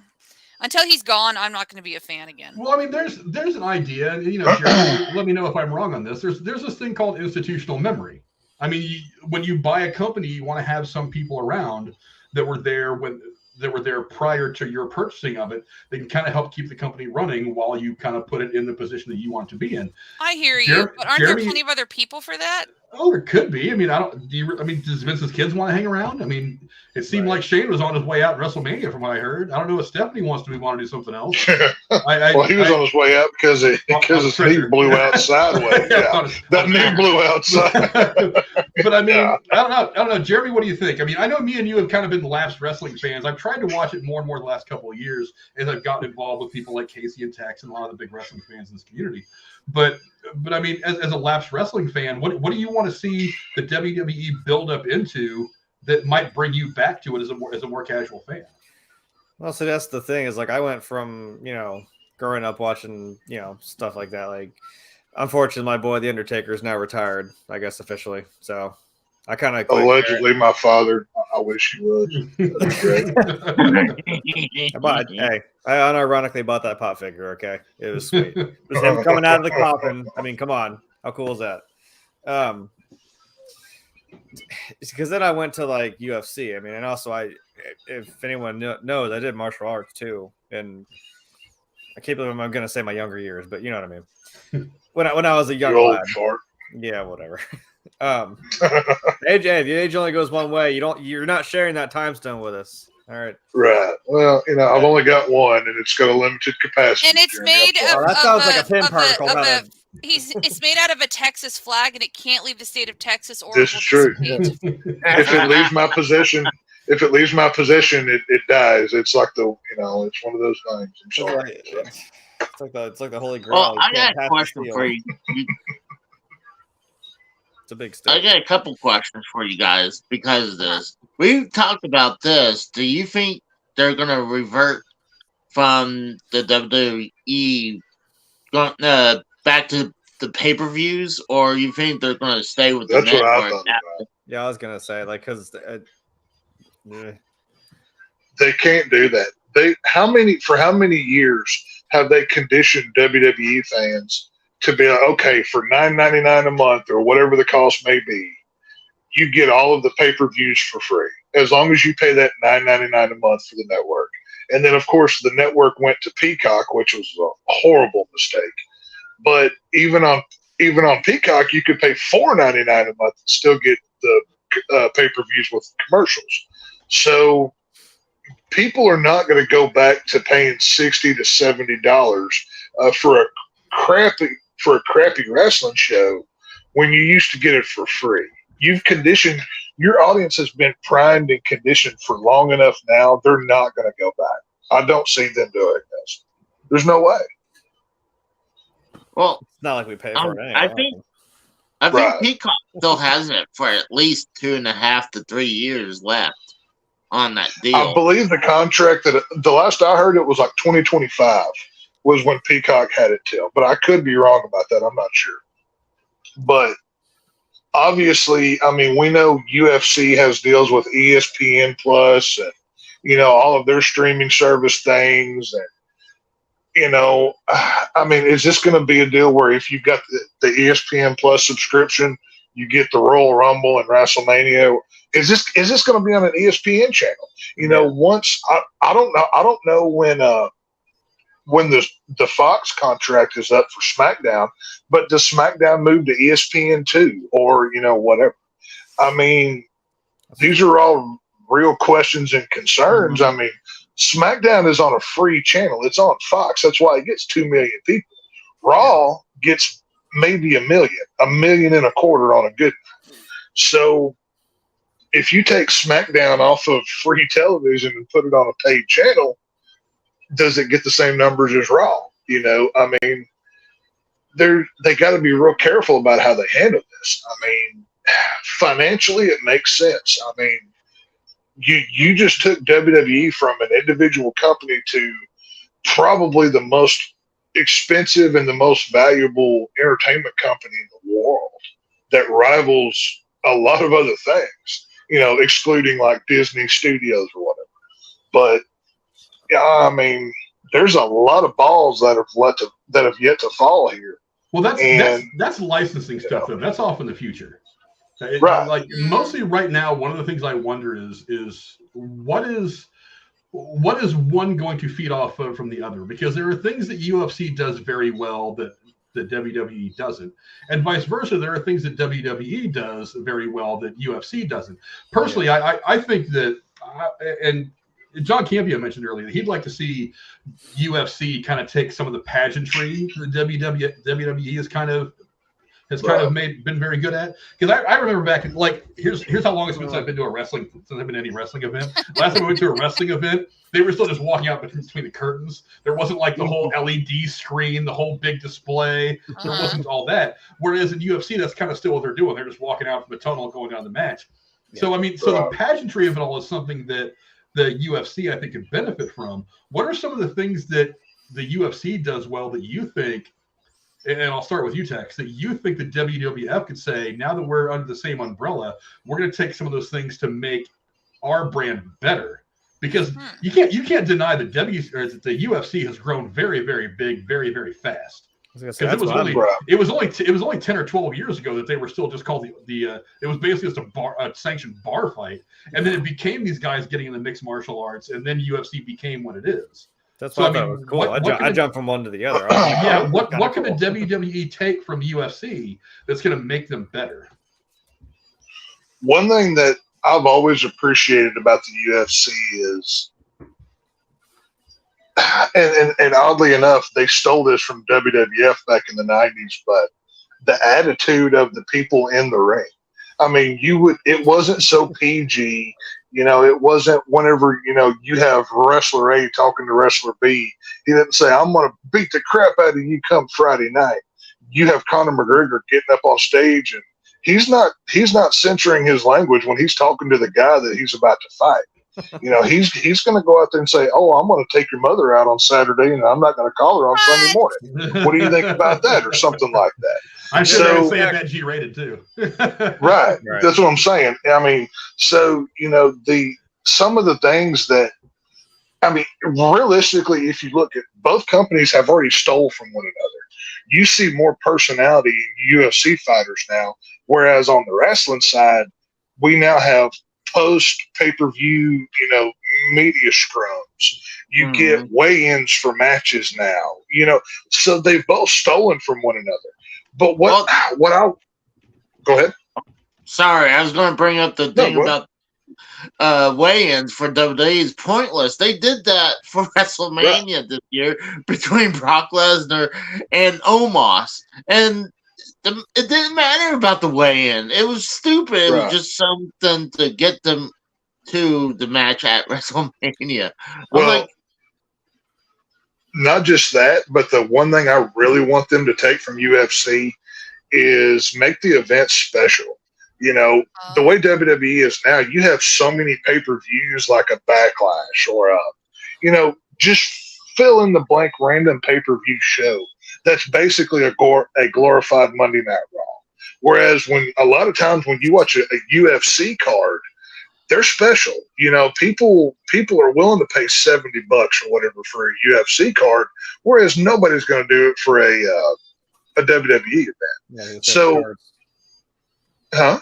Yeah, I was gonna say like maybe like how they do the UFC does their match cards. Right. They build that up. UFC is so good at promotion. Dana White, whoever does it, they have killed it at promotion. And WWE has the people there to do it as well. But the UFC can bring a sense of realism to WWE that brings it to that next level. Yes, you can still have your characters, your Undertakers, or whatever you want to do, right? Your Bray Wyatts or whoever. But I was gonna woo like Ric Flair. Woo! Yeah. Oh no, Ric Flair's a man. Oh no! But they have to get out of this PG era. They have to get out of the PG era. That's probably the most important thing. Bring back to Generation X.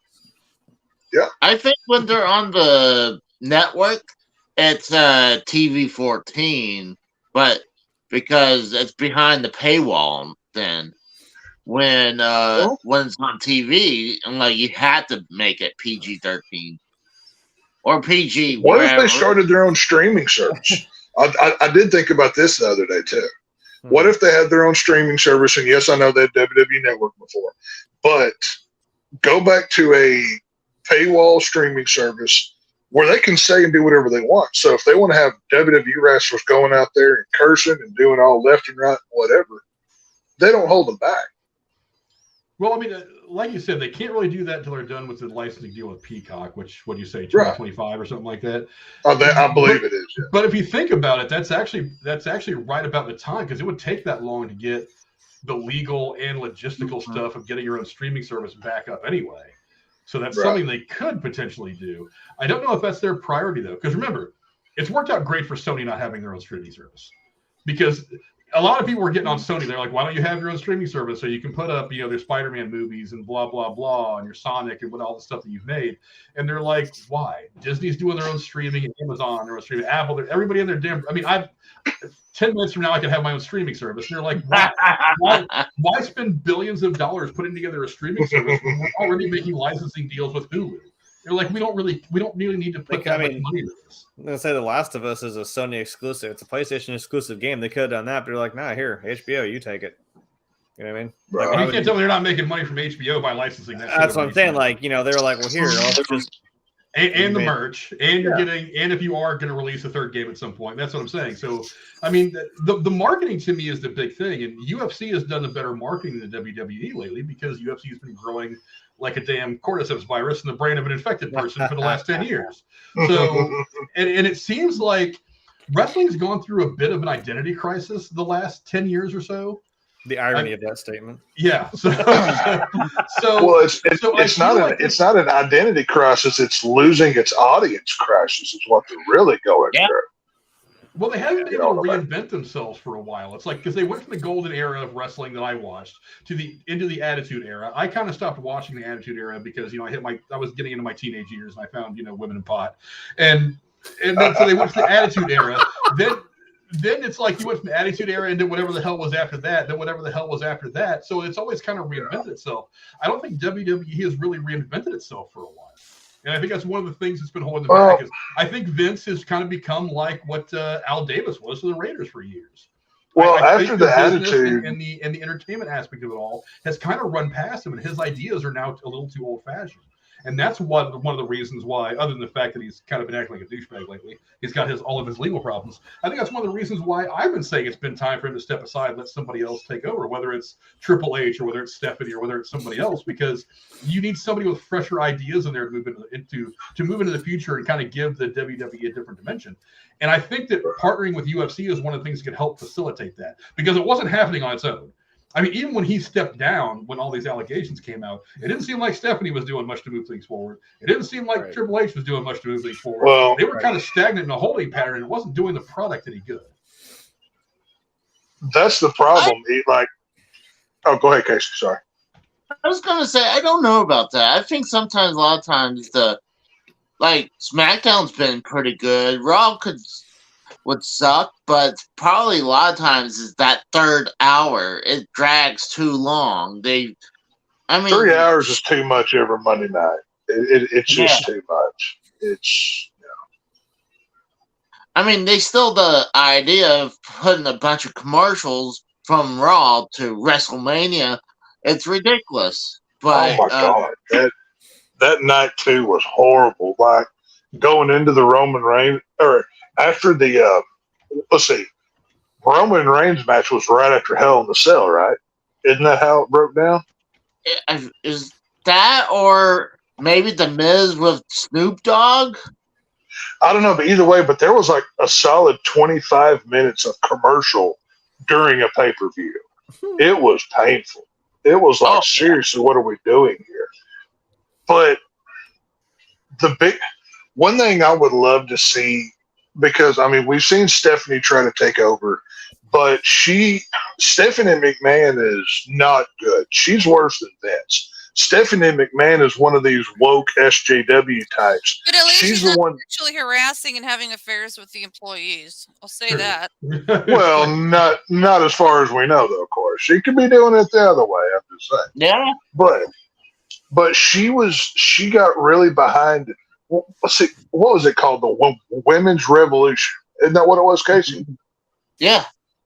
Like she got behind this whole gigantic women's revolution movement that they had an all women's pay-per-view that bombed.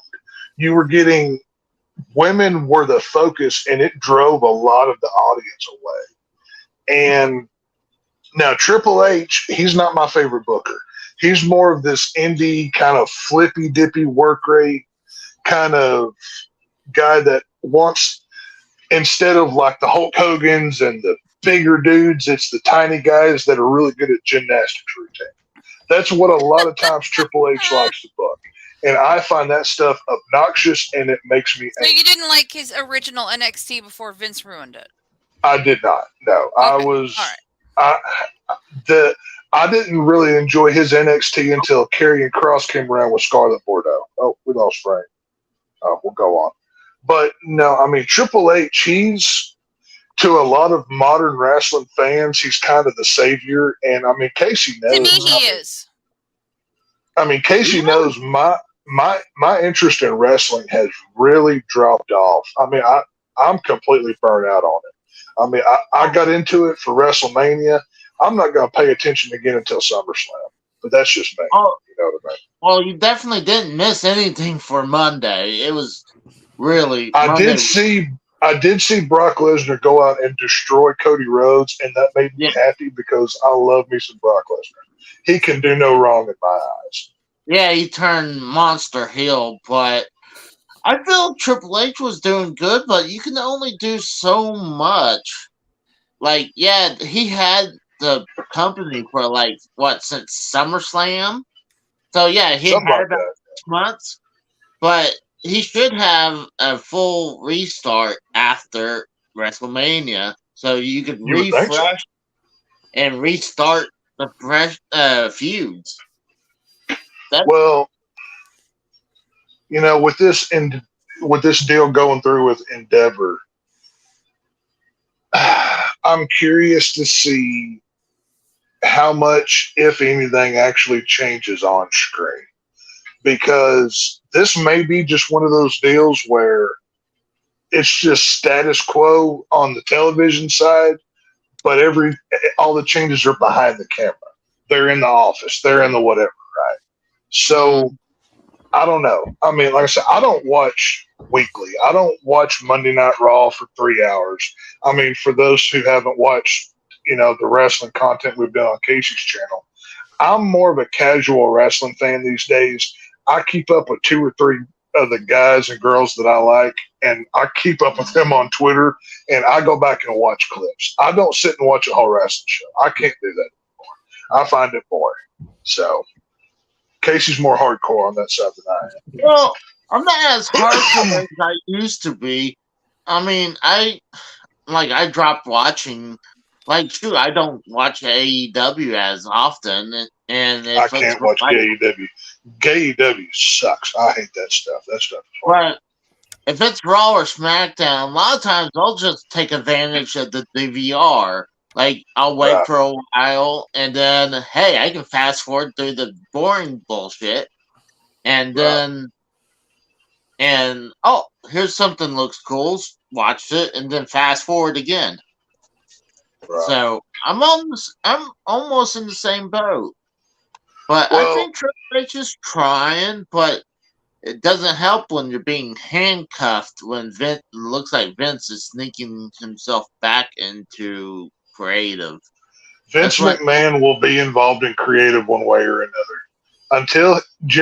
I've always said Vince McMahon is the Jerry Jones of wrestling. Until he's dead, he will be involved somehow, shape, form, or fashion. Well, he cannot help himself. Didn't I just compare him to Al Davis? And how did you get Al Davis out of the way? Completely fair. Yeah, no, completely fair comparison. He's, in Vince's eyes, he built this. He's the reason why WWE is as big as it is, and nobody's going to take it away from him. Well, to be fair, you can't really sit there and say he didn't build it because he did. You know what I mean? But it is what it is. He took what his grandfather started, and then his dad, and his old man, and then just made it not only national, made it global since the 80s. But I got a question for you guys. What do you think about this? With Frank said there's going to be a new board of directors, right? Yeah. Yes.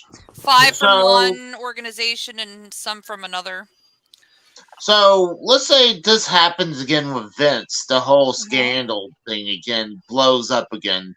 Do you think he gets a chance to survive again, or you think this will? I would guarantee you, whatever merger contract is written up with his employment details, I'm sure there is a morality clause, and I'm sure there's something in there. A clause like that. I don't think Vince owns any stock anymore. I think he sold, from the way I read it, the 51%. Because wasn't that's what I'm saying. Yeah, I believe Endeavor bought 51% of the stock, which was Vince's, and then the other is owned by the other stockholders. So technically, Vince doesn't own anything anymore. So let's say Vince has another scandal come out, he does blah blah blah, he does whatever. He's out the door. At this point, he's like Dana White was when he sold UFC. He's a face at this point. They could fire him at any point in time. He doesn't actually own anything. I could be wrong, but I believe that's how it is. Well, I'm trying to find out if there's a list of people who own stock in WWE. I'm just wondering. But usually that kind of stuff is not easy to find. Right. I can find it on like the NASDAQ. It doesn't really give me any details like that. I'm just wondering with these new board of directors if they would stand for what he did prior. Like if they don't care. I don't know. They want money. Yeah, I agree. I think they don't care. But the thing is they're coming into this with knowledge. And on top of that, of this board of directors, there's going to be 11 people, and 6 of them are going to be named by Endeavor. So he already has a deck stacked against him because all 6 of them got a vote, and that's it. And you could have like the people that are designated by WWE can be all his family members that are going to vote for him all the time, and it won't matter. He's always going to be a vote down. So he won't be able to fuck up like this. He won't be able to fuck up like this again and kind of like weasel it. Well, he doesn't have the monopoly like he did before. Sold it. He sold it for whatever money, for the $9 billion or whatever he got for WWE. He's already been rewarded with his Easter egg, and now he's being kept around as a face and a name. And let's say some other female wrestler comes out and says, "Oh, well, Vince did X, Y, and Z." Well, adios, Vince. You don't get to just march back in here and take your old job back. You don't have a job anymore because Triple H is here. Before there was nobody else realistically that would take it. Shane didn't want it. Stephanie tried, but she sucks at it. So, Triple H is here to do that now. And Nick Khan holds a lot of weight in this situation. If y'all don't know who Nick Khan is, look into him because, like I said, he's a big Hollywood guy. He's got ties with The Rock. He's got ties with a lot of big stuff. His dad owns the Carolina Panthers. No. That's not. No. That's Tony Khan owns the Jaguars. No, Tony Khan owns That's what I meant. the Jaguars. Yeah, no, this is Nick Khan. This is a different guy. But it's a different kind of con. So it's a different. It's a complete coincidence then. Yeah, it's funny that at the same time in wrestling, the two major American companies are ran by guys named Khan. It's kind of funny, but it is. Yeah, right. Did you know that WWE in 2020, the year where every business on the planet was ravaged by COVID, still had $2.2 billion in revenue, not profit. Yeah. Revenue. Yeah. Well, I mean, when you figure merchandising sales, they were still pumping out new T-shirts and action figures every month in the Walmart. You know, WWE shop was still going. You know, and you got Saudi money kept on coming in, but during 2020 they didn't have pay-per-views. Maybe one in Saudi, but when did they start the Thunderdome stuff? The Thunderdome was that 20 or 21? I can't remember. It was partially both 2021. I think so. I'm not for sure. Yeah, maybe into 2022 as well. Probably. I could be wrong about that. No, sure. I know that is right because they were in the Thunderdome. They went to WrestleMania to where Tampa Bay Bucks were, and then they went right back to the Thunderdome again. Right. But I mean, when they go to the Saudis, they were getting $50 million a pop every time they went over there. So yeah, that's why people were so worried the Saudis were going to buy them. Yeah, because I mean, if the Saudis would have bought it, I never would have watched wrestling ever again. I wouldn't have either. I would have. They're murderers and they're a lot of bad things. So yeah. Nobody wanted, because a couple months ago it leaked out that the Saudis are buying WWE. Well, it was allegedly. I think it was leaked out intentionally. I think they did it as a test. Yes, to fill out and see how people would respond, and it blew up in their face. Mm-hmm. It went negative immediately. Almost everybody had the same reaction you just did to that statement. So, see, that rumor came out of nowhere, though. At least when that news report about Endeavor that came during WrestleMania weekend, that had a little bit more of credence with that report because it came from the source. Well, that's why whenever I saw it from the Hollywood Reporter, that's why I sent it to y'all immediately. Because the Hollywood Reporter is not going to come out and say something like that that's not credible. They're a very reputable source on news that I use a lot of times. Also, I mean, Frank uses it. We all use it here. And KHR says it's probably fact. They don't miss it. Right. That's what I'm saying. So for them to come out and say it on Mania Night 2, that was huge. You know what I mean? See, the thing is, when they were on the media scrum, Triple H avoided that question because they're like, well, right now we're worrying about WrestleMania, the aftermath. We're not going to worry about that right now. Kind of avoided that question. But they recorded that interview before WrestleMania. So, because Vince at one point says, oh, yeah, we're in the middle of WrestleMania right now. We're about to do night 2. I'm like, holy shit, this wasn't live? This was taped? Well, TV's fake? Oh, no. Frank, if you want to see something funny, just put in Vince McMahon mustache. I've seen it. Vince McMahon now looks like a villain from a 1940s gangster movie. Is what McMahon looks like. We had some funny pictures on my show last night. AJ Raiders had Vince look like M. Bison from Street Fighter 2. Oh, come on! You really telling me my J. Jonah Jameson one wasn't the greatest one of all of them? No. You know that I think it was funny, but the one my best friend made, the Adam family version of the McMahon family, was as Vince McMahon as Gomez. That was great. That sounds awesome. But like, we got to move on from this one because this went a little bit longer than I wanted to. We still have to break down the Mandalorian thing. But I mean, I can't wait for that. That's the way it is. So I mean, it looks like now there's a new sheriff in town for the WWE, and Vince McMahon's still around. Exactly how he's going to assert his influence remains to be seen. I mean, we all know he's going to try it in at least some subtle way.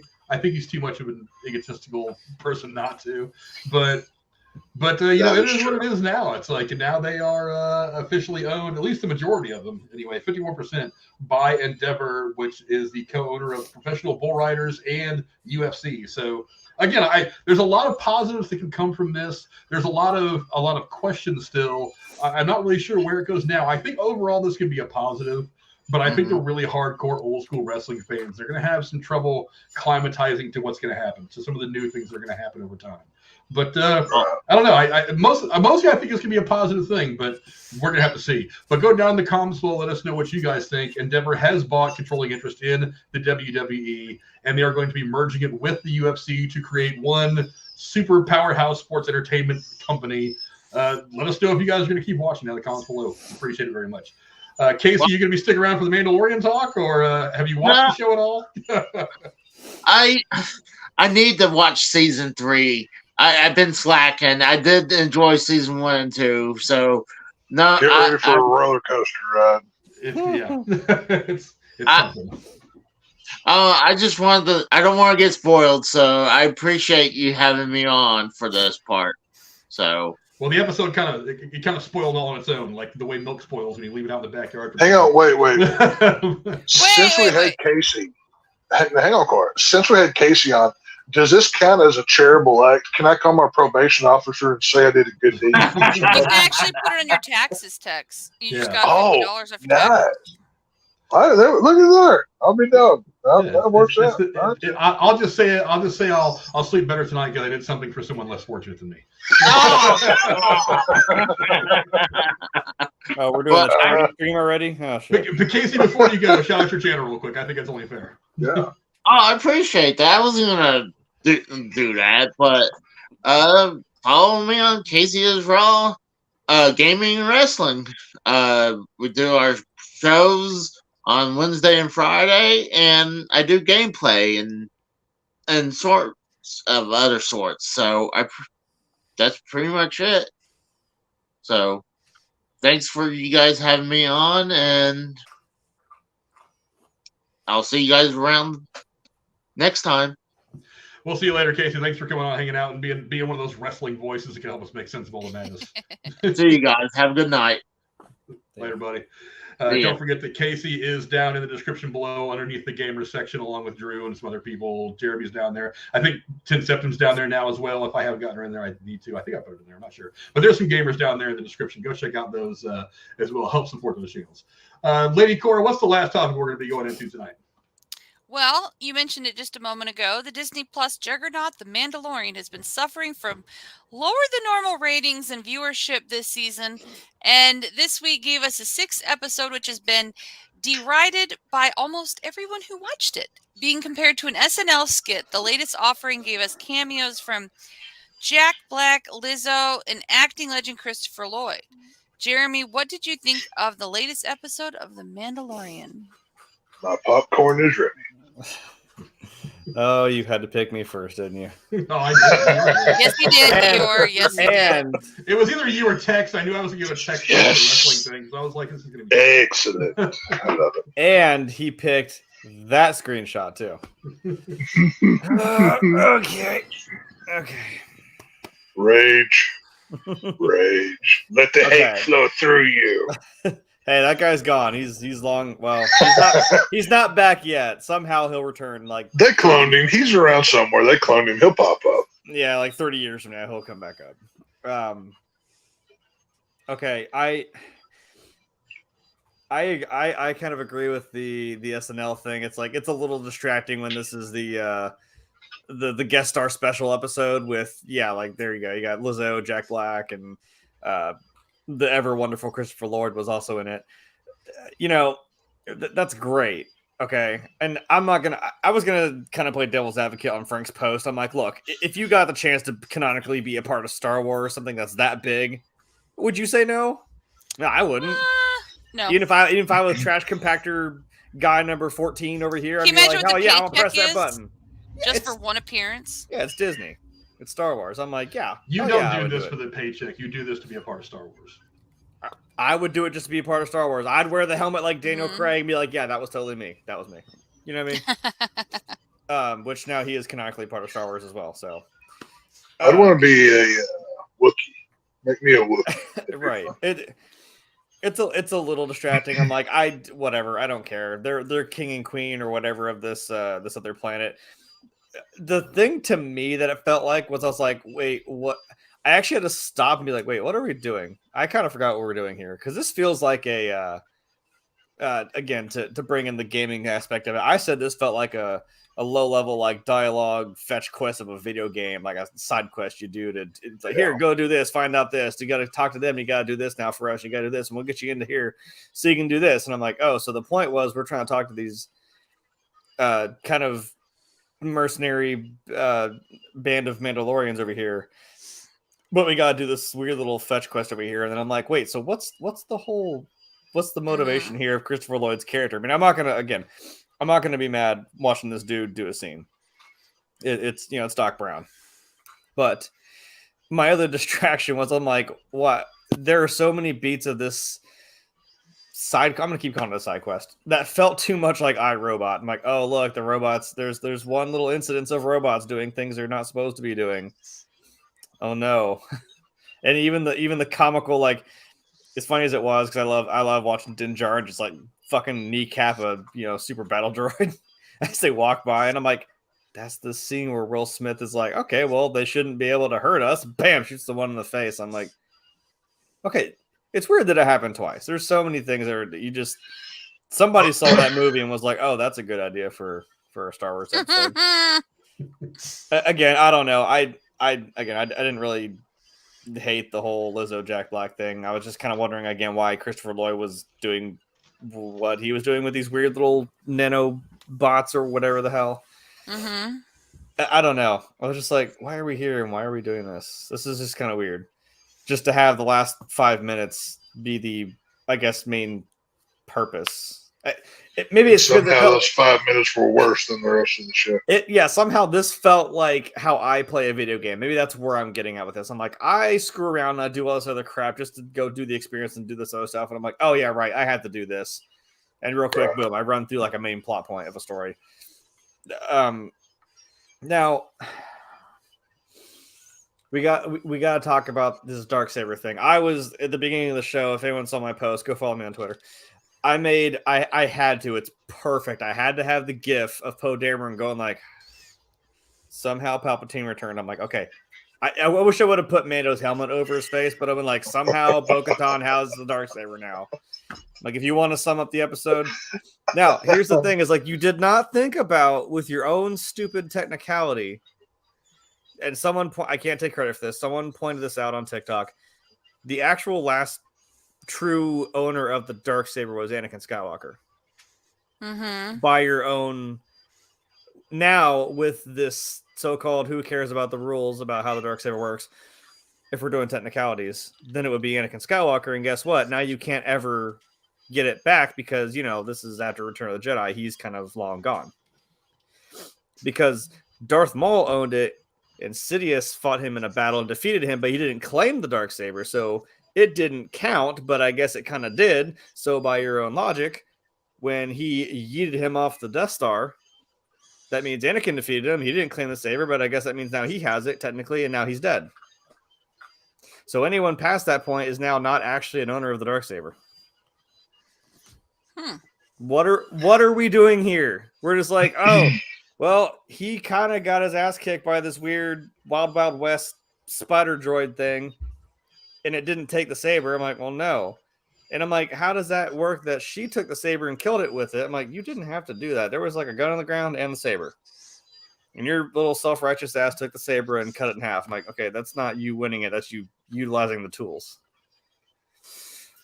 But since we decided to just, Mando took his helmet off and Armorer was like, hey, yeah, go to this planet that we think is going to kill you. Okay, bye. Have fun.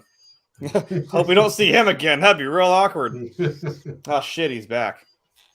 Hey, buddy. So about that. She takes her helmet off and they're like, oh, yeah. Oh, yeah. She can do that. That's okay. And I think even Pat Vizsla was like, why? And she's like, so anyway, go get all the Mandalorians back together. I'm like, what? I'm on a roller coaster with this Bo-Katan, and I don't know if I really even, again, I fell back now. I fell backwards on the track here. I'm like, I don't care about you anymore, and I don't care about your stupid redemption arc story now. I think you summed it up pretty well in the DM group when you said rules for thee, but not for me. Yeah, I'm like, I think that was perfect. Just that one line sinks her battleship. I mean, it's done. I understand her plight. If you were royalty, you would probably think I would rightfully have a stake in this. I'm like, yes, but then she even seemed to understand. And was it in the last season? She even understood the rules of the saber itself, because she's like staring at it, and like Moff Gideon's like, oh yeah, she can't actually have it. I'm like, yeah, that's right. That's weird, but that's right. He's out of line, but he's right to take a line from Captain Falcon. But I'm just saying, I don't know. That seemed like a really, really half-assed way to just give that saber up. And I'm like, what are we doing now? This is like, I know I'm wearing Boba Fett. However, this shirt well predates that show. Why don't we just make the whole show about, Bo-Katan now? Because is Mando even the main person anymore? I thought it was cool that he got the Darksaber. I'm like, oh, cool. Is he going to be the leader of the Mandalorians? I'm like, that's kind of sweet. Oh, no, he can't. Okay. Well, to be fair, that term, the Mandalorian, it's not necessarily dead. I mean, half the time I think they're talking about Grogu. I mean, seriously. I mean, it's like, this is one of those shows, yes, we all know that Pedro Pascal is the star of the show, but his character is so subdued. He's so in the background of his own deal. Even when he's on the screen with other people, he's not where your eye goes immediately. So I can't help but think. I mean, Bo-Katan kind of fills that armor out the right way. However, I know where my eyes go. However, just say it. Great hair. Hair is tremendous. Yeah, huge hair. Just all the great hair. Oh, I thought you meant Bo-Katan. I'm like, yeah, she got okay hair. A little weird, but okay. It's space, whatever. I don't care. When you're up there in space, that hair is a comforting place to lay. You know what I'm saying? Hey, Lizzo had a wild hairdo this time around too. So okay, is she famous? Because I do not know who she is. She's a singer, and she's also, by the way, a classically trained flute player, and got to play this very rare antique in the Smithsonian crystal flute. What's that, Frank? This was actually big news a while back. She actually got a flute that belonged to one of the founding fathers, or was a gift to one of the founding fathers, or something like that. From a foreign country. Piece. Yeah, from around the time. And she got permission to play it at an exhibition concert. And people said because she was a rapper and she was, quote, not a traditional. They're basically there was innuendo that because she was a black hip hop. They're saying it was a racist thing, basically. She didn't have the right to that she wasn't good enough to play the flute, and she did an amazing job, by the way. But I didn't know who she was. I thought Lizzo was gonna be like some space diva playing like some weird space flute or some shit. I'm like, okay, that'd be funny. That'd be cool. You walk in some cantina and there she is just going off. I'm like, right. The only part of this cantina band. The only part of this episode I enjoyed was Grogu. Grogu was hilarious on this episode. Whenever they're sitting there at the dinner table and Din's like, "Oh yeah, he doesn't take time. He doesn't take kindly to holding," and then you see Grogu force jump over the table and cooing and on like a baby and lands in her lap. That made me laugh out loud. I thought that was great. besides that, I wanted my money back, and I just would have had one of those moments. But I'm still in the back of my mind. I'm like, wasn't one of the original things that we were supposed to do, or we set out to do in this mission, was to find that chip for IG-88? And I'm like, well, wait a minute, you have the Ugnaughts here now. These guys are like renowned droid masters. So I'm like, ooh, is that where we're going to get this? This would be kind of cool. Well, again, another little side quest. He can get his part for IG-88, and then cool. We got that. Well, technically, they haven't left the planet yet, so anything's possible. Yeah, I guess. I just thought maybe that'd be your avenue you'd want to check out. Okay. I'm just thinking back to, oh my god, you know what the first frame we saw of Mando, like some Wild West shit. He's in that bar, that door opens up, there he is, like, looking around, and first thing out of his mouth, I can bring you in warm or I can bring you in cold. I'm like, that is the most badass shit I've ever seen. And now he's like, I guess technically she kind of owns this saber. Here you go. Well, here's when it comes to the Darksaber, here's the thing: is Din Djarin doesn't want anything to do with being a leader in Mandalore. I know that, but so I mean, I get the thing. Look, when he won the damn thing from Giancarlo Esposito, he's like, I don't want it. You can have it. So from the jump, this guy did not want anything to do with it, and he's been. It seems like that one episode of the Mandalorian. Boba Fett-Lorian, whatever the hell was going on. Boba Fett-Lorian. Like the Mando Boba Fett-Lorian. It's like he's trying to learn. Next spin-off show. He's trying to learn how to use this thing from the armor, but it's like I kind of remember. I think back in it now, and it kind of occurs to me, like, because he doesn't really want the damn thing to begin with. It's almost like if this thing is like some kind of a living thing, like this Darksaber is a living member of the Force. It's like if you don't want me, then I'm not going to be easy to work with you. You don't deserve me. It's like only he who possesses the power of Thor can wield the hammer. It's that kind of thing. And the Darksaber knows that you're not the one I'm destined to be wielded by, so I'm not going to be easy for you to use. So, honestly, I was really surprised in this episode that he was able to wield it so easily to chop down that one bot that was shooting at him in the morgue.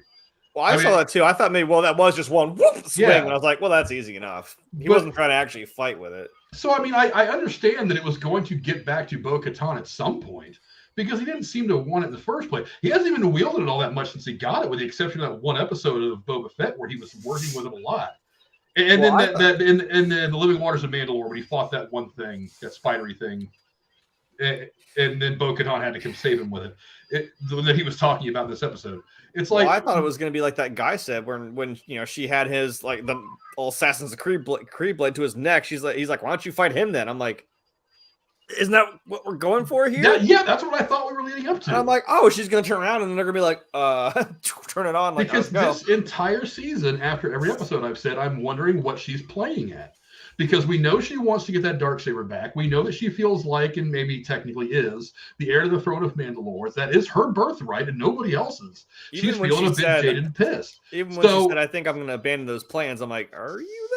Yeah, so the whole time she's sitting, it's like when he first rolls up to her and she's sitting alone on that cement throne, you can tell she's pissed. She's not happy at where she's at right now. No. She's having a bit of a midlife crisis. She's having a bit of a thing. So, and it's like even though she hasn't had a Snickers, obviously. I still feel like there's something brewing between these two that's going to lead to them throwing hands over the Darksaber, and I'm like, that's great. That's what I want. You've been building up to that since she was introduced in this back in like season 1 or whatever it was. That there's been some tension between her and Din Djarin that was going to eventually lead to them throwing hands over something. And then when he gets the Darksaber, you start to think to yourself, okay, maybe that's because she wasn't happy when he got it. It was pretty clear on her face. But we all were kind of distracted because Luke Skywalker came in here and did his Luke Skywalker thing. But it's like, if you're paying close attention, you know she wasn't happy about that whole thing. So she walked out of there pissed. so we've been expecting this. And to me, this is what this moment was. I've said a couple of times now that my least favorite moment in all of Star Wars history, the one moment that I wanted to get up and walk out of a fucking Star Wars movie, is when Rey is holding that lightsaber out to Luke Skywalker, and he looks down on it at the end of Force Awakens, and I was like, that is the best fucking ending to a Star Wars movie ever. Yes. Short of maybe Empire. That is the best ending to a Star Wars movie ever. And then what do? They go and ruin the fucking moment, the very next movie, when he takes a thing and just goes thunk over his shoulder. Completely fucking ruin that entire moment for me. I was like, why would you do that? And that's exactly what this moment was to me. It was the equivalent, not nearly as bad, but it was the equivalent of that moment. You've got this great buildup. Obviously, Bo-Katan has been pissed off for the better part of a season and a half or 2 seasons.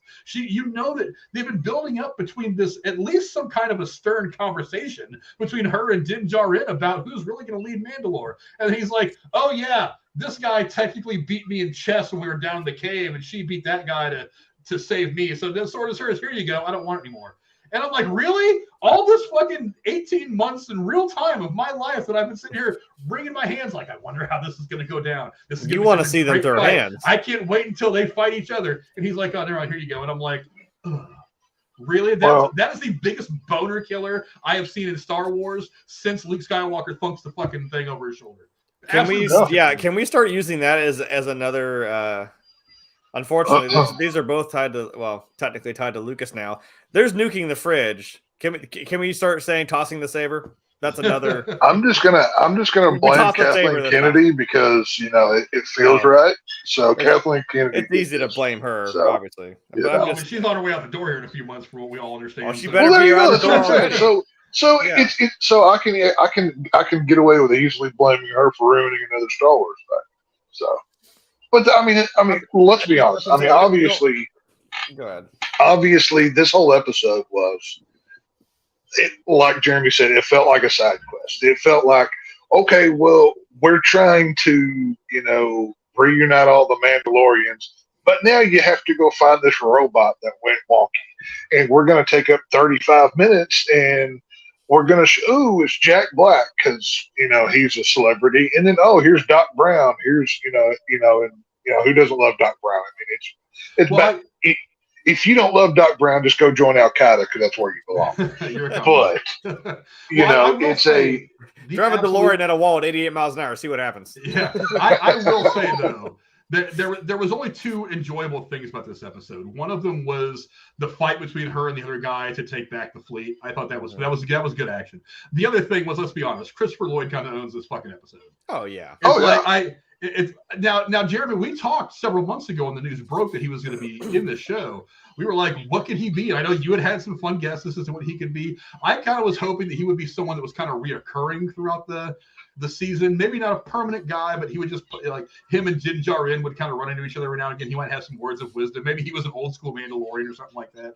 Or maybe he was old buddies with Boba Fett or something. But I like the way they used him on this. Making him the bad guy was kind of interesting to me. It was a fun way of doing it because let's face it, the guy's a fucking star. His speech was really good. I mean, you could feel the passion when he's talking about Count Dooku was right. He was such a good man. Separatist. What's the line that he used? Separatist is what was the term that he said? Like a relative term or something? Because he's like, yeah, it's like a relative term. He's like, I survived the Empire. I'm like, oh shit, right? I didn't kowtow to the Empire. I didn't do it to the New Republic. You really think I'm going to do it for you? Like you could tell he believed what he was saying. That's what made it so. The people in that room were all like holding their breath too. Right. Like, oh, shit. I mean, this 80-year-old dude standing there with like the flick of a button. He was like the whole planet's doomed. Like he knew what he had the potential to do. That was, besides the Grogu segment, that was the only other redeemable moment of this whole episode for me. I mean, this whole season. I mean, okay. I like how I put it in the chat group. I said, for a show that talks about that says this is the way, they have no direction. From episode to episode, huh? This episode for sure. Oh, 100%. When I put that GIF up, I hashtag this is not the way. Like this is. Yeah, I mean, from episode to episode, there's no consistency. I mean, I've been watching a lot of reviews of this season. And more people than not have been kind of agreeing like there's no direction this season whatsoever. Maybe they're bringing in so many different directors that they can't get a solid flow. I don't know what they're doing, but it's so much of a roller coaster. I don't know what the main point is right now. The first part was we knew like, oh, go find this child. Oh, go get him to the Jedi now. It's like, oh, we got him there. And then I'm kind of like, yeah, now what do we do? Like, what are we doing? I mean, if they had just restructured this season, okay, let's say the whole point of this season was for Den to get back to Mandalore to bathe in the waters, right? Let's say you made that the big goal of the whole season, and you had all of these other little side quests. Put those in the middle before he gets to go bathe in the waters. To me, that would have been structured so much better, because you have your endpoint, right? You have, this is the destination that we have to get to, and everything else just keeps getting in the way of it. That should have, if I was setting up this season, that's how I would have done it. It would have made more sense. You know what I mean? And you end on that bomb drop of seeing the mythosaur. It's like, you know what I mean? Right. You know, that shot of the mythosaur can be your post-credit scene for episode 9 or whatever. It would have fit so much better. You would have had tempo. You would have had consistency. But no, we get one episode where Jack Black is dressed like a douchebag and he looks like he hasn't combed his hair. You know, and it's just it's ridiculous. It's, you know, this episode was 44 minutes long, and that was a waste. You know, and only 5 minutes of it was worth watching. Yeah. and the 5 minute. Okay, but see, here's the thing. I'll get to that here. This Darksaber is, I mean, since we talked about wrestling earlier, that's your world heavyweight title. You know, that's the top belt, right? But since, you know, like, well, let's say I was holding the belt since Frank. Okay, me and Frank battled for it, but Jeremy beat Frank before, and now Jeremy gets the saber, or Jeremy gets the title. What sense does that make? You know, it's like you get all the way to WrestleMania, and your two people who are going to face off just shake hands and walk away. They don't actually have the match. How mad are you going to be if you you get all the way to that point, and then you get cold water thrown in your lap? That's kind of how it felt like. So I don't know. It's like when I play UFC3 on the PlayStation. I'm like, and I beat the guy in the first round. I'm like, wow, I hope no one paid money to see this, because I beat this guy in like 10 seconds. Yeah, my guy's so you just paid $85 and he got knocked out in 3 seconds. Right, you're going to be upset. Yeah, I'm like, I'm pissing a lot of people off probably playing the game this way, but they have cucked out Din Djarin. I mean, seriously. I mean, whether you want the saber or not, that doesn't matter. You're holding the world title. You defend it. You don't just, oh, well, you saved me and you killed the thing that blah, blah, blah. It's stupid. They cucked out and they waste. Bryce Dallas Howard, she's not a good director. I do not like her director. She is not her father. That's what's surprising to me, is I think she's directed some of the best episodes of the series so far. And for her to push out this absolute stinker, I mean, look, we all have bad days in the office, but damn, this was bad. Well, she had one episode with the AT-AT walking through the woods. Like, that shot was all her. And that episode I thought was really, really well. The episodes that she's done so far, I've liked a lot. They've been very good. But then again, the entire series has been good. But this episode, man, really, really badly missed. Even the guys at the end were kind of confused. I mean, like I said, when Bo-Katan had that guy pinned down, and he was just like, why don't you fight him? I'm like, yeah, why are you fighting this guy? Like, what are we doing here? And even, Mando had to repeat it. He's like, well, am I right? And they're all like, am I right? Whatever. They're like, sure. And you even saw, I mean, I don't know if it's just me. Even when he gave her the saber, those other Mandalorians even kind of seemed like they snapped her attention a little bit, like, oh, okay, yeah, she's back. I'm like, you what? I don't know. That's the problem, though, when it comes to, Bo. Jeremy's statement was perfect. Rules for thee, not for me. Yeah. She spends 2 episodes finding her Mandalorian roots, and now she's bathed in the waters. She's not going to take her helmet off. She doesn't have to do that anymore until a scene happens, and then, now you take your helmet off and you walk in 2 worlds, or whatever the armor said. Yeah. And it's just, it's the flip-flop back and forth. There's no consistency. It's aggravating. From one angle, I kind of get what the armor is doing there, because the armor is trying to think big picture. So she's like, look, you can deal with you have a better rapport with these other Mandalorians out there than our group of hardcore Mandalorians do. Yeah, they're not in the way anymore. So the idea of using Bo-Katan as a bridge to try to bring more Mandalorians together to kind of their civilization makes sense. So I mean, did say like we're better together regardless. Yeah, so I get that, but that's going to take time to play itself out. And I think they did an okay job just kind of inferring that, but I think that sometimes you do need a more direct piece of dialogue. Like, I got it, and I think that we got it, but I mean, it's like, but some people who just watch it because they like the flashbacks of the Mandalorian may not understand the deeper stuff of the story, because let's face it, Star Wars is steeped in its own mythology.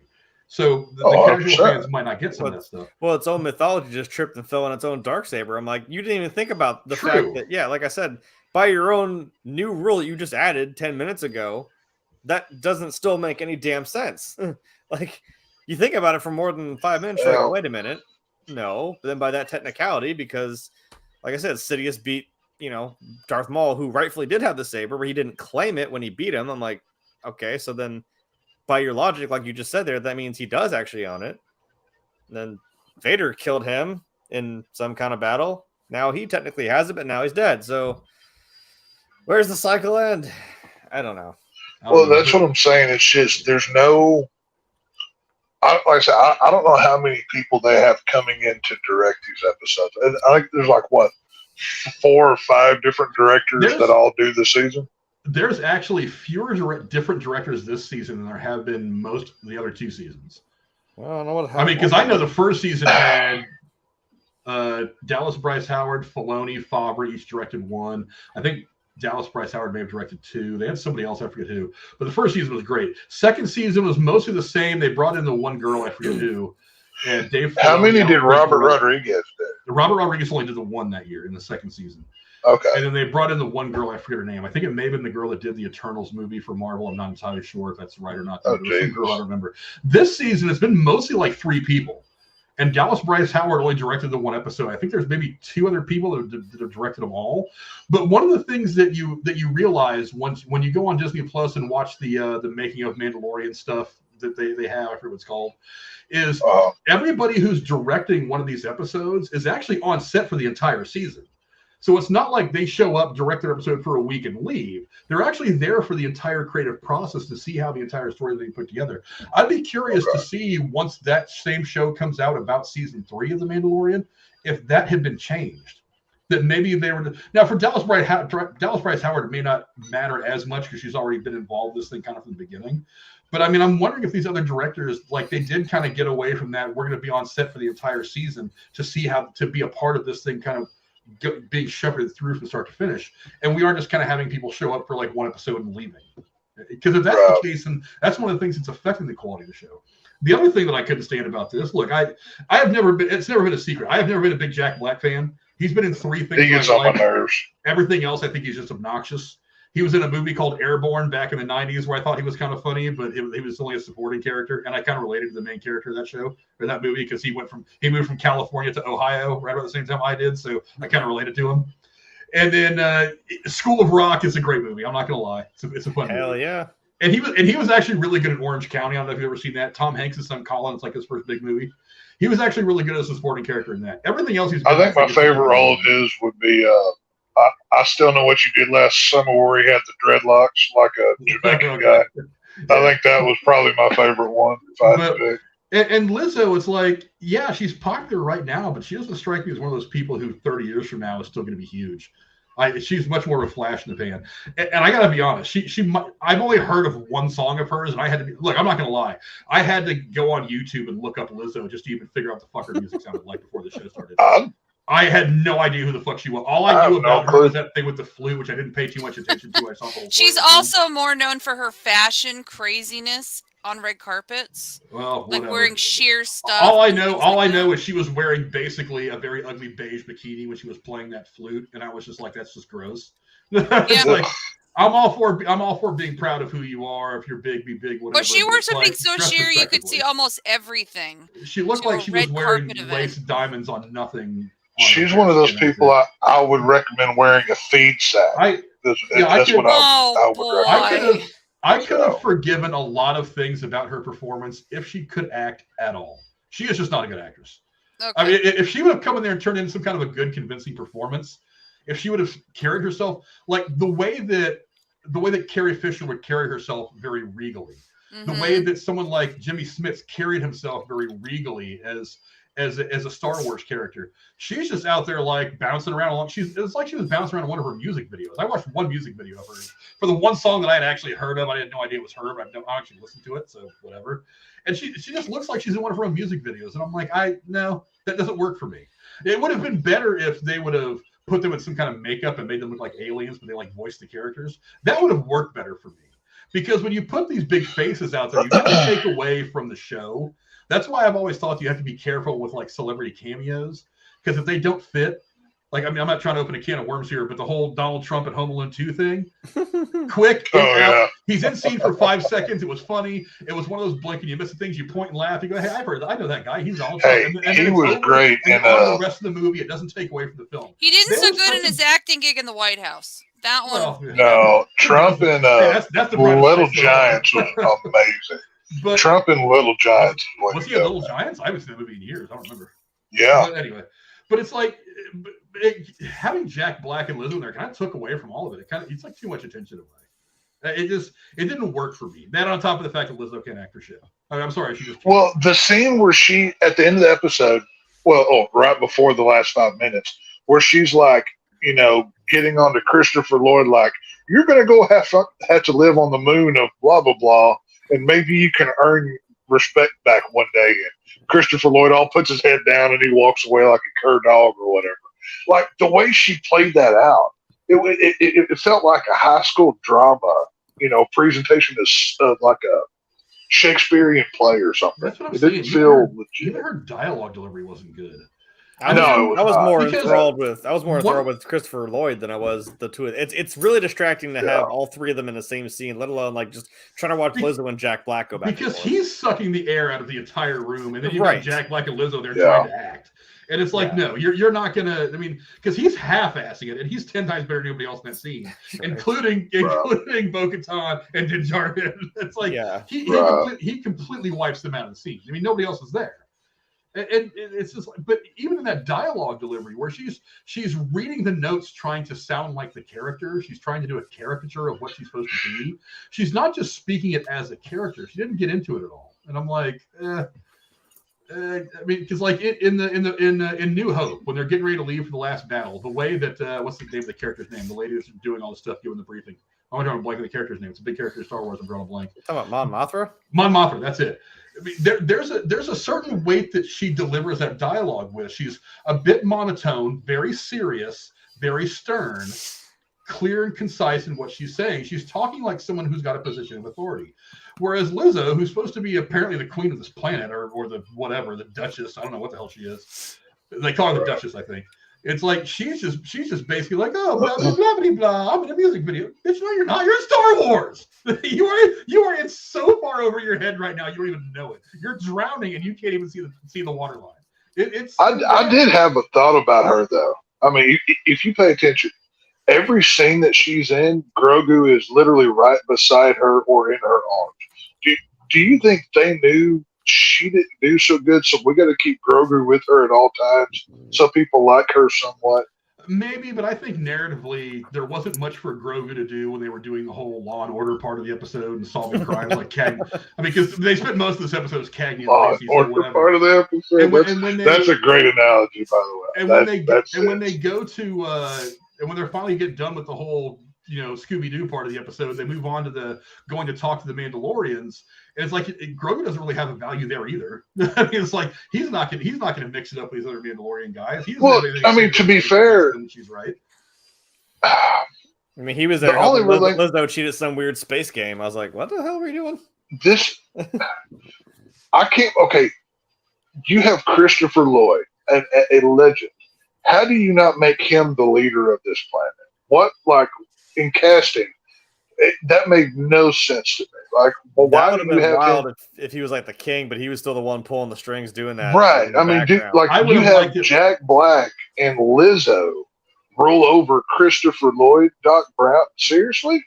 I think it would have been better had Christopher Lloyd been the king of this thing. Right. And Liz, it would have been easier pill to swallow if like Lizzo and Jack Black would have been the people downstairs controlling all the shit. And you find out he should have said Great Scott at least one time. I was waiting for a Great Scott. That would have been fun. But I mean, you don't want to do those things just to stuff it full of nostalgia. You want it to mean something. Well, if you okay. Oh, okay. So you know who this guy is. You got to get one in. You know what I mean? You can make it quick. No. It would have been kind of cool if like he had his hand over that button and like, when I hit this button, you're gonna see some serious shit. Yeah. No, like when he gets put on that exile planet, he's got a Mandalorian, and instead of stainless steel, it's made out of Beskar. Boom, space travel. Oh, how did I not see? Holy crap! When this baby hits 88 parsecs, you're gonna see some serious. I'm an idiot for that. Oh, that's perfect. Oh no, I was gonna say like when this first dropped and me and Frank were first talking about it, I'm like, oh, there's already Mandalorian. They should have had him get on a ship that looked like a DeLorean to go to that moon. That's what I'm saying. That's what they should have done to go away. Yeah. Oh man, missed opportunities all around in this episode. I swear. But I don't know. Cora, I don't know if you've managed to catch up to this episode yet. Do you have any thoughts on some of the stuff that we've told you that we've been complaining about for the last probably 30 minutes? Well, I will say, I think that potentially they're straying from all you've said about this whole season. They're straying too far from the lore and core of what Mandalorian is. Maybe almost doing too much fan service and like hype to get viewers with all these guest star visits. I mean, this isn't like they joke that it's SNL. It looked like SNL, but that's what SNL is. Why are they trying to be something they're not? They should just stick with what they had and be more of a serious show. But I could have believed that there's this little independent, goofy little planet out there that has this, little king and queen ruler. But now that as soon as you guys said that, now it's in my head. This felt like it could have came out of Spaceballs instead of Star Wars. I mean, he was a different director for this episode. This was Dallas Bryce Howard. This was Bryce Dallas Howard, the redhead from Jurassic Park. Yeah. Well, I mean, did she do a lot of other ones, or is this just her first one? She's done a lot of episodes of The Mandalorian. She's done some of the better episodes so far. Yeah. That's very. She's probably done 6 or 7 in total, I would guess. Like I said, that shot of the was it the AT-AT or the one thing, the two-legged thing that they used on Endor? No, I think it was a 4-leg. I think it was an AT-AT. That shot of with the red eyes coming through the woods at the village in the first season of Mandalorian, that to me is still one of the best shots of this entire series. And that was her. That was all her doing. I think it was a 2-legged one. My bad. It was that was some like horror movie Jurassic Park shit. Oh yeah, that was a very, very scary moment. That was very dark. Yeah, because like what it is, and it just turns and looks at you, and we're like, oh shit, like what do we do? We're in this like dingy like Aboriginal fucking like village. Like, how do we fight this? We don't have Ewoks. Like, what do we do? Yeah. Hang on, what were the names of those little creature dudes that made the droids in this episode? Ugnaughts. What were their names? Ugnaughts. The what? The race is called Ugnaughts. The same one. Okay, a Ugnaught is a creature from Planet of the Apes, hairless. Changed my mind. And go back and look at one of those things. They went from living on Jurassic Park to the Planet of the Apes in this episode. This is what they did. That's too bad Charlton Heston's not around, so it could have been like, you blew it up. Right. No, he could have been the coroner. So he pulls out, he's like, you blew it up. The first time I saw that thing, I was like, holy crap, this is they just went beneath the Planet of the Apes. This is what they just did on this deal. Like, it felt like a mix of that and Men in Black, where they go into the little alien world and they have to figure out which one's doing what. That's what this episode was. It was a hilarious class divide. You got the ritzy like royals up there, and then down in the dregs, lower basements, the guys working on the droids. I'm like, great. So, and Cora raises an interesting point about them getting away from what this season is supposed to be about, because the first couple of seasons was all about getting the child back to the Jedi, but now that he's found his way back and that has changed, he's no longer this protected kid. He's now a foundling. He's now basically an apprentice of a Mandalorian. And I think it's cool that we've transitioned this relationship from one of a protectee to a teaching relationship. I'm glad that their relationship has evolved, but this entire episode has completely ignored that entire storyline. And you've only got 9 episodes in the season to deal with. You got to tell a story fast. You don't really have time to burn an episode on bullshit like this. And Grogu is not really a part of this episode at all, with the exception of the cutesy stuff of laying in Lizzo's lap, getting fed sardines or whatever the hell it was. He's not really important in this episode at all. And him and the relationship, his training, is supposed to be the core of the season going, or the core of the show going forward. Really, at this point, since the Jedi thing didn't work out for him, he wants to be a Mandalorian. So now that should be the focus, and he's not really been involved most of the season, really, at times. Well, I'm hoping now that we, I guess, assume got this former band of Mandalorians back. I'm assuming not these guys, but as we've seen, there are little batches of Mandalorians that have just kind of gone their own. I'm going to say their own way. Just kind of became guns for hire. I mean, that's what this episode was called, guns for hire. It's like, well, they're just doing mercenary bounty hunter work. I'm like, well, yeah, that's what, you know. Well, you know, go ahead. That's what this guy did, right? And I'm like, that was pretty damn cool. And I'm like, I think someone also said in the comments, and I apologize, I don't remember who said it. Maybe, you know, with this whole Moff Gideon thing, I'm like, that's probably someone hired some other bit of Mandalorians, got him out of there, and now we're about to have a whole Mandalorian war going on here, and we got to route, you know, do some Lord of the Rings type. We got to get everybody together and fight these, you know, we got to have numbers. So maybe this is all going to culminate into some big fight. Hopefully. I don't know. Well, I just had a thought about the last episode that we talked about when we saw that transport that was all blown to hell, and Moff Gideon is apparently now on the lam, and they found a little bit of Beskar. How do we know that it wasn't this group of Mandalorians that she just went and talked to, that they didn't take a paycheck to go break Moff Gideon out and hand him off? Because they're like, we don't care, we just do the job, get paid. Because because that's really word for word. That's almost what he said. He's like, if the check doesn't bounce, I don't give a shit who's paying me.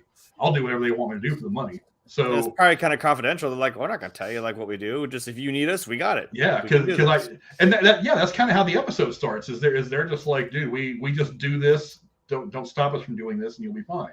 There's no emotional connection to this. We just do it, and it's not outside the realm of possibility. I mean, because look, there was a lot of Mandalorians there that were a part of that whole fleet. Yeah. Who's to say that one or two, if not all of them, took a paycheck, took a few Republic credits or whatever, to go break Moff Gideon out of this transport ship and deliver him back to whoever. And what you're doing is you're always looking to the biggest paycheck. You're like, that's a big job that's definitely going to pay you. Who now I want to know who paid them then, or who set maybe it could have been what's her face from the planet. I already forgot her. Kane.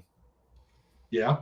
I don't know. Maybe Kane, or maybe not her directly, but slip some money to somebody who knows somebody who can get a message out. Yeah. And pay these, you know, that kind of make more sense than trying to have some other band of Mandalorians now that we got to discover broke them out. Now we got to fight them. It's like, that'd be a funny wrench to throw into the machine there, that, oh, you just got them back, but they were the ones that broke them out in the first place. So it's like, there's a lot of loyalty. His big thing, he kept saying, we're loyal. That's the thing. We're loyal. We'll do a thing and we'll see it through. I'm like, yeah. So who's going to have the bigger, Republic credits checkbook here? I don't know if Khan still has her royalty credits or whatever the hell she has, but I don't think she was sitting on a throne with nobody to lead. So, well, when you look at this show, this used to be about Din. I mean, he was the Mandalorian, right? But now, you know, well, you know, Frankie said a minute ago, you know, the whole mission was to get the child to the Jedi. Well, you know, that storyline didn't end up going the way because he ended up coming back. Then his story was, I have to go bathe in the waters of Mandalore. Okay, well, you finished that up in an episode and a half. So yeah, that happened oddly quick. I thought that was going to be like right. Part of so if Stepdaddy Pedro is the star of our show, what's his mission or goal now? They have left him, and now that he just hands over the Darksaber, like, oh, I don't need this, bloop, you know, over the shoulder like Luke Skywalker. What's his mission in life now besides, oh, I'm going to stand next to Bo and, you know, I'm going to be a dad to this youngling and teach him to be a Mandalorian. You know, he's left with nothing to do. I think someone said, if he's like Grogu's stepdad, then Bo-Katan kind of became like his weird like vodka. Yeah, they're his space parents. They're the space parents of Grogu. Yeah, that's what I'm saying. But they've left Din Djarin with, he has nothing left besides he's just I mean, just like I said earlier, he bleeds into the background. He's just another Mandalorian. You know, he's not the anymore. He's a Mandalorian. I mean. You know what I was thinking is that maybe because we keep saying every single season there was some reason he had to take his helmet off, and I'm like, is this gonna be that moment? Like, you know, because these guys don't walk the way. They'll be like, who the heck, you know, because he had the saber. They're gonna be like, well, who's this guy? And you know, maybe he had to take it off or do something. You know, I don't know. There's always some reason why he takes it off like one time. I mean, if he doesn't do it, fine. But I don't know. I thought maybe that was gonna be a thing. I don't know. Yeah, someone just reminded me. I think it was BJ in the chat. That actually, a couple of days ago was Pedro Pascal's birthday. Yes. Yeah, I did not realize that. Well, that's what I'm saying. He seems like a boat without a rudder right now. He's just kind of lost at sea. He's, you know, they don't really have anything for him. You know, Grogu's got his story. He's a foundling. He's training to become a Mandalorian. Bo has her story. You know, everybody else has a story. Dan is just kind of there. Well, his mission now is to train the foundling, is to train Grogu. That's his right. That's what I'm saying. And they're not really focusing. He's now the mate to Rocky. He's not even Rocky anymore. You know what I mean? Yeah, he's not. They're not doing any of that. It's like you get Mickey and Rocky, and then Mickey's just like not there, not because he died, but because he's just like, whatever. You go ahead and that's what I'm saying. Over here and drink some beer and just whatever. And he's just not involved. So I don't know. Granted, the whole training of Grogu to be whatever Grogu is going to become is going to take more than a season. It's going to take more than a few episodes. Of course, yeah. But you still have to give it time, and wasting. I mean, like I said, you got 9 episodes to tell this pretty big story. Waste any one of them, and everything for the next 3 episodes is going to feel kind of rushed. You're not going to be able to give some of these better plot points the exposition that you should to let them breathe and grow to their fullest potential. They've wasted 2 out of the last 4 episodes. So I mean, they wasted 1 on the reformed Empire guy that went back on his cloning deal. That ended in the whole brain zapping thing. That episode was just exposition that was wasted, and this is another one. I mean, at least in my opinion, if it was I didn't like either of those episodes. If it was only to set up maybe like Kane's involvement, then fine. But like, I feel like there's so much focus on him. I'm like, but for what? I don't know. Just to have his brain get zapped right at the end and get lobotomized. I'm like, well, they did a whole, and that was one of the longer episodes too. I mean, they did this whole long, like 45-minute episode of like, oh well, is it moral to go back and do this if it's good for the Republic and blah blah blah? When we know that there's bigger stories to tell, and same with this episode, you've got there's robots that are throwing trash at people, and the ones that cook or cut people with knives, and then we have the Mandalorian out there kicking robots in the shin to see if they punch him back. This is what you do. That was funny. Oh, I know. I thought it was funny, but it's you get what I'm saying. It's a waste. It almost did get. I think wasn't it? Again, as much as I love Christopher Lloyd, it was kind of a little heavy-handed. They were like, "Oh look, well, why don't you just get rid of the droids?" He's like, "Well, if we get rid of them, no one would want to work anymore. If they don't have to do that, they can do what they want now." And I'm like, "Okay, chill. I get it. God damn." He's like, "If they go, the whole society collapses." I'm like, "I get it. Okay. It's a metaphor for the internet and automation. You're funny." Where we're going, we don't need roads. Sorry, never mind. We don't need roads anymore. Franchise, never mind. Yeah, I don't know. So much to not like about this episode that buries the couple of things that you could like. It's very disappointing. All I know is the next episode of Mandalorian, boy, it better be a big step up. I mean, that thing's got to hit home runs left and right. No, the next one's actually going to be a surprise musical episode. Damn it. Oh God! I wouldn't put it past them these days. It's happened on shows like Scrubs on NBC and other shows. It's fucked up when it happens. I hate musicals. If you like musicals, you need a lobotomy. That's just my opinion.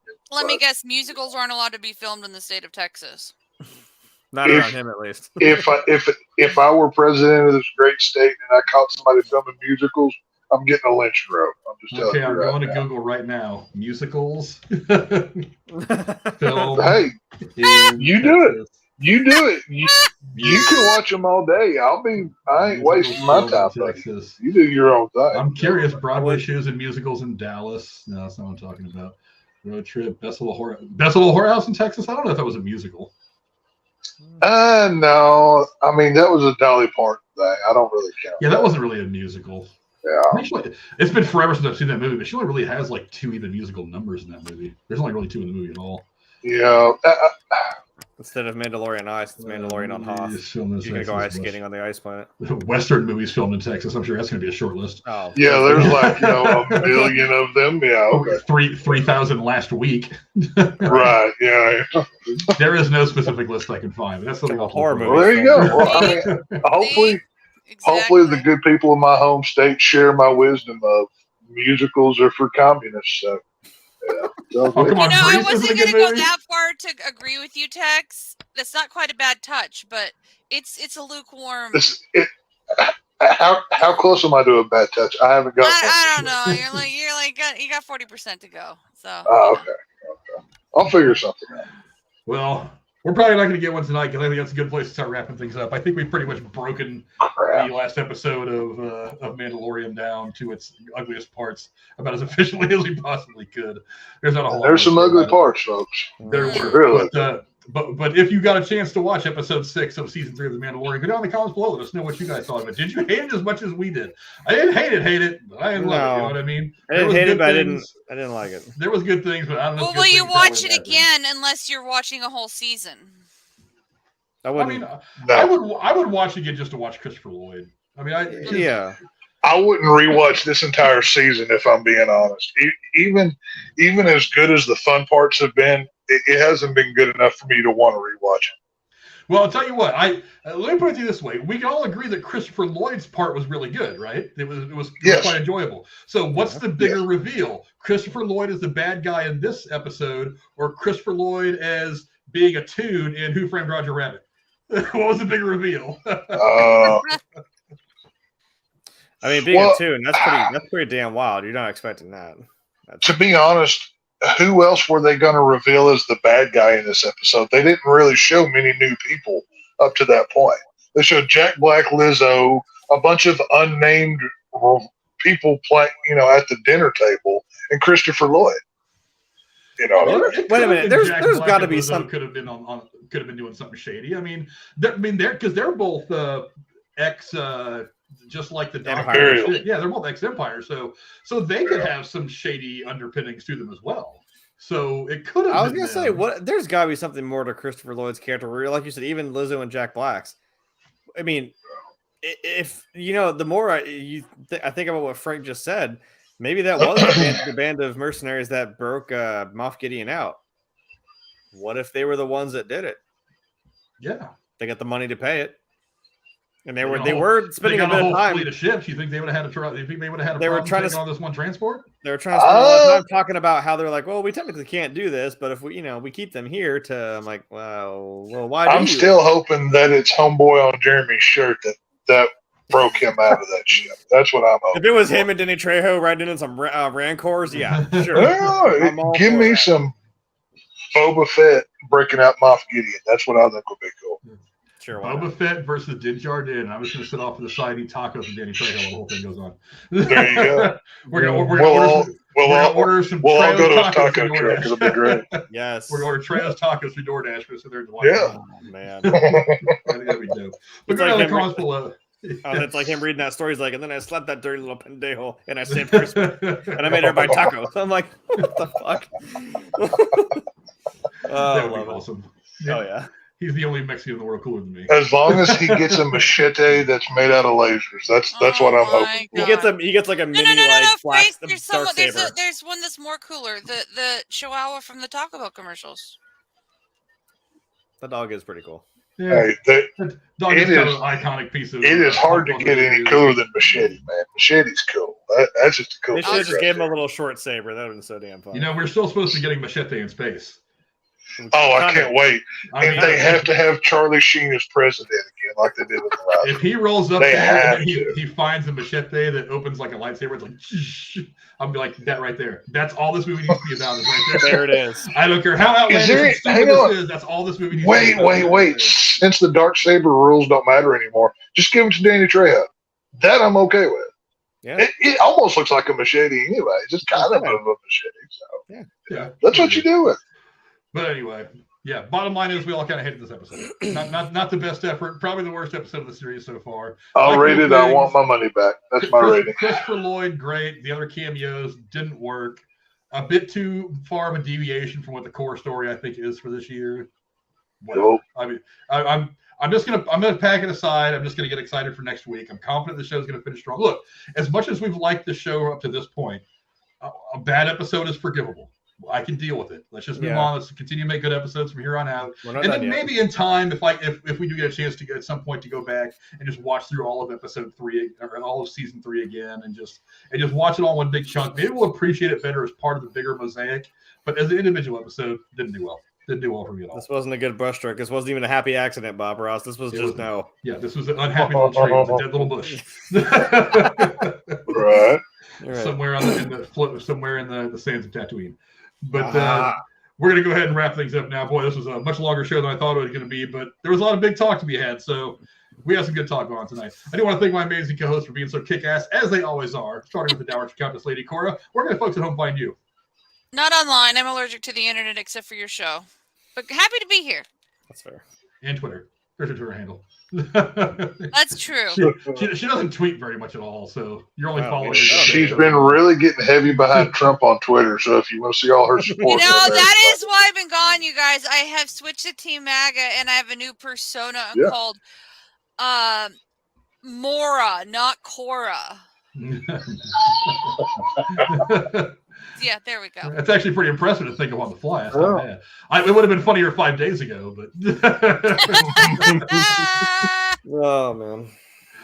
And then, of course, my hetero life mate, Jeremy. What do you got going on, my friend? Not a whole lot. There's the handle down there. I don't really tweet much either. But it's I'm on Twitter. Also, YouTube and Twitch. That's where gaming stuff will be. I mean, like I said, there's different games that are more streamy games. There are games that are more deserving of episodic stuff. So that's, that'll be split there. And when I ever decide to get off my lazy ass and do it, you'll know. So just follow. Yeah, you'll see the posts. And I'm also on here, of course, whenever day and that ends in a Y that we're here. So I could have ended the Spaceball reference again because this was basically the Spaceballs episode. So I need to go Spaceballs the episode. I need to cut that scene out somehow and put it on here. So Jeremy, what do you got? And I'll just play that scene. We're now. Everything happening now is happening now. Maybe I'll just film myself just doing that. Just like, are you looking at now? So everything happening is happening now. That'd be kind of awesome. Yeah. And of course, the shape from the Lone Star State, our man Tex. What do you got going on, my friend?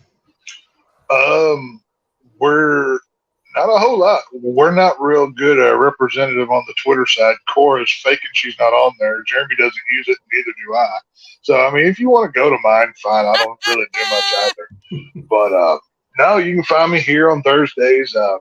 I do my best to pop on Casey's on Wednesdays. My Friday nights are kind of busy these days anymore. But, yeah, I mean, we'll be reviewing movies on here.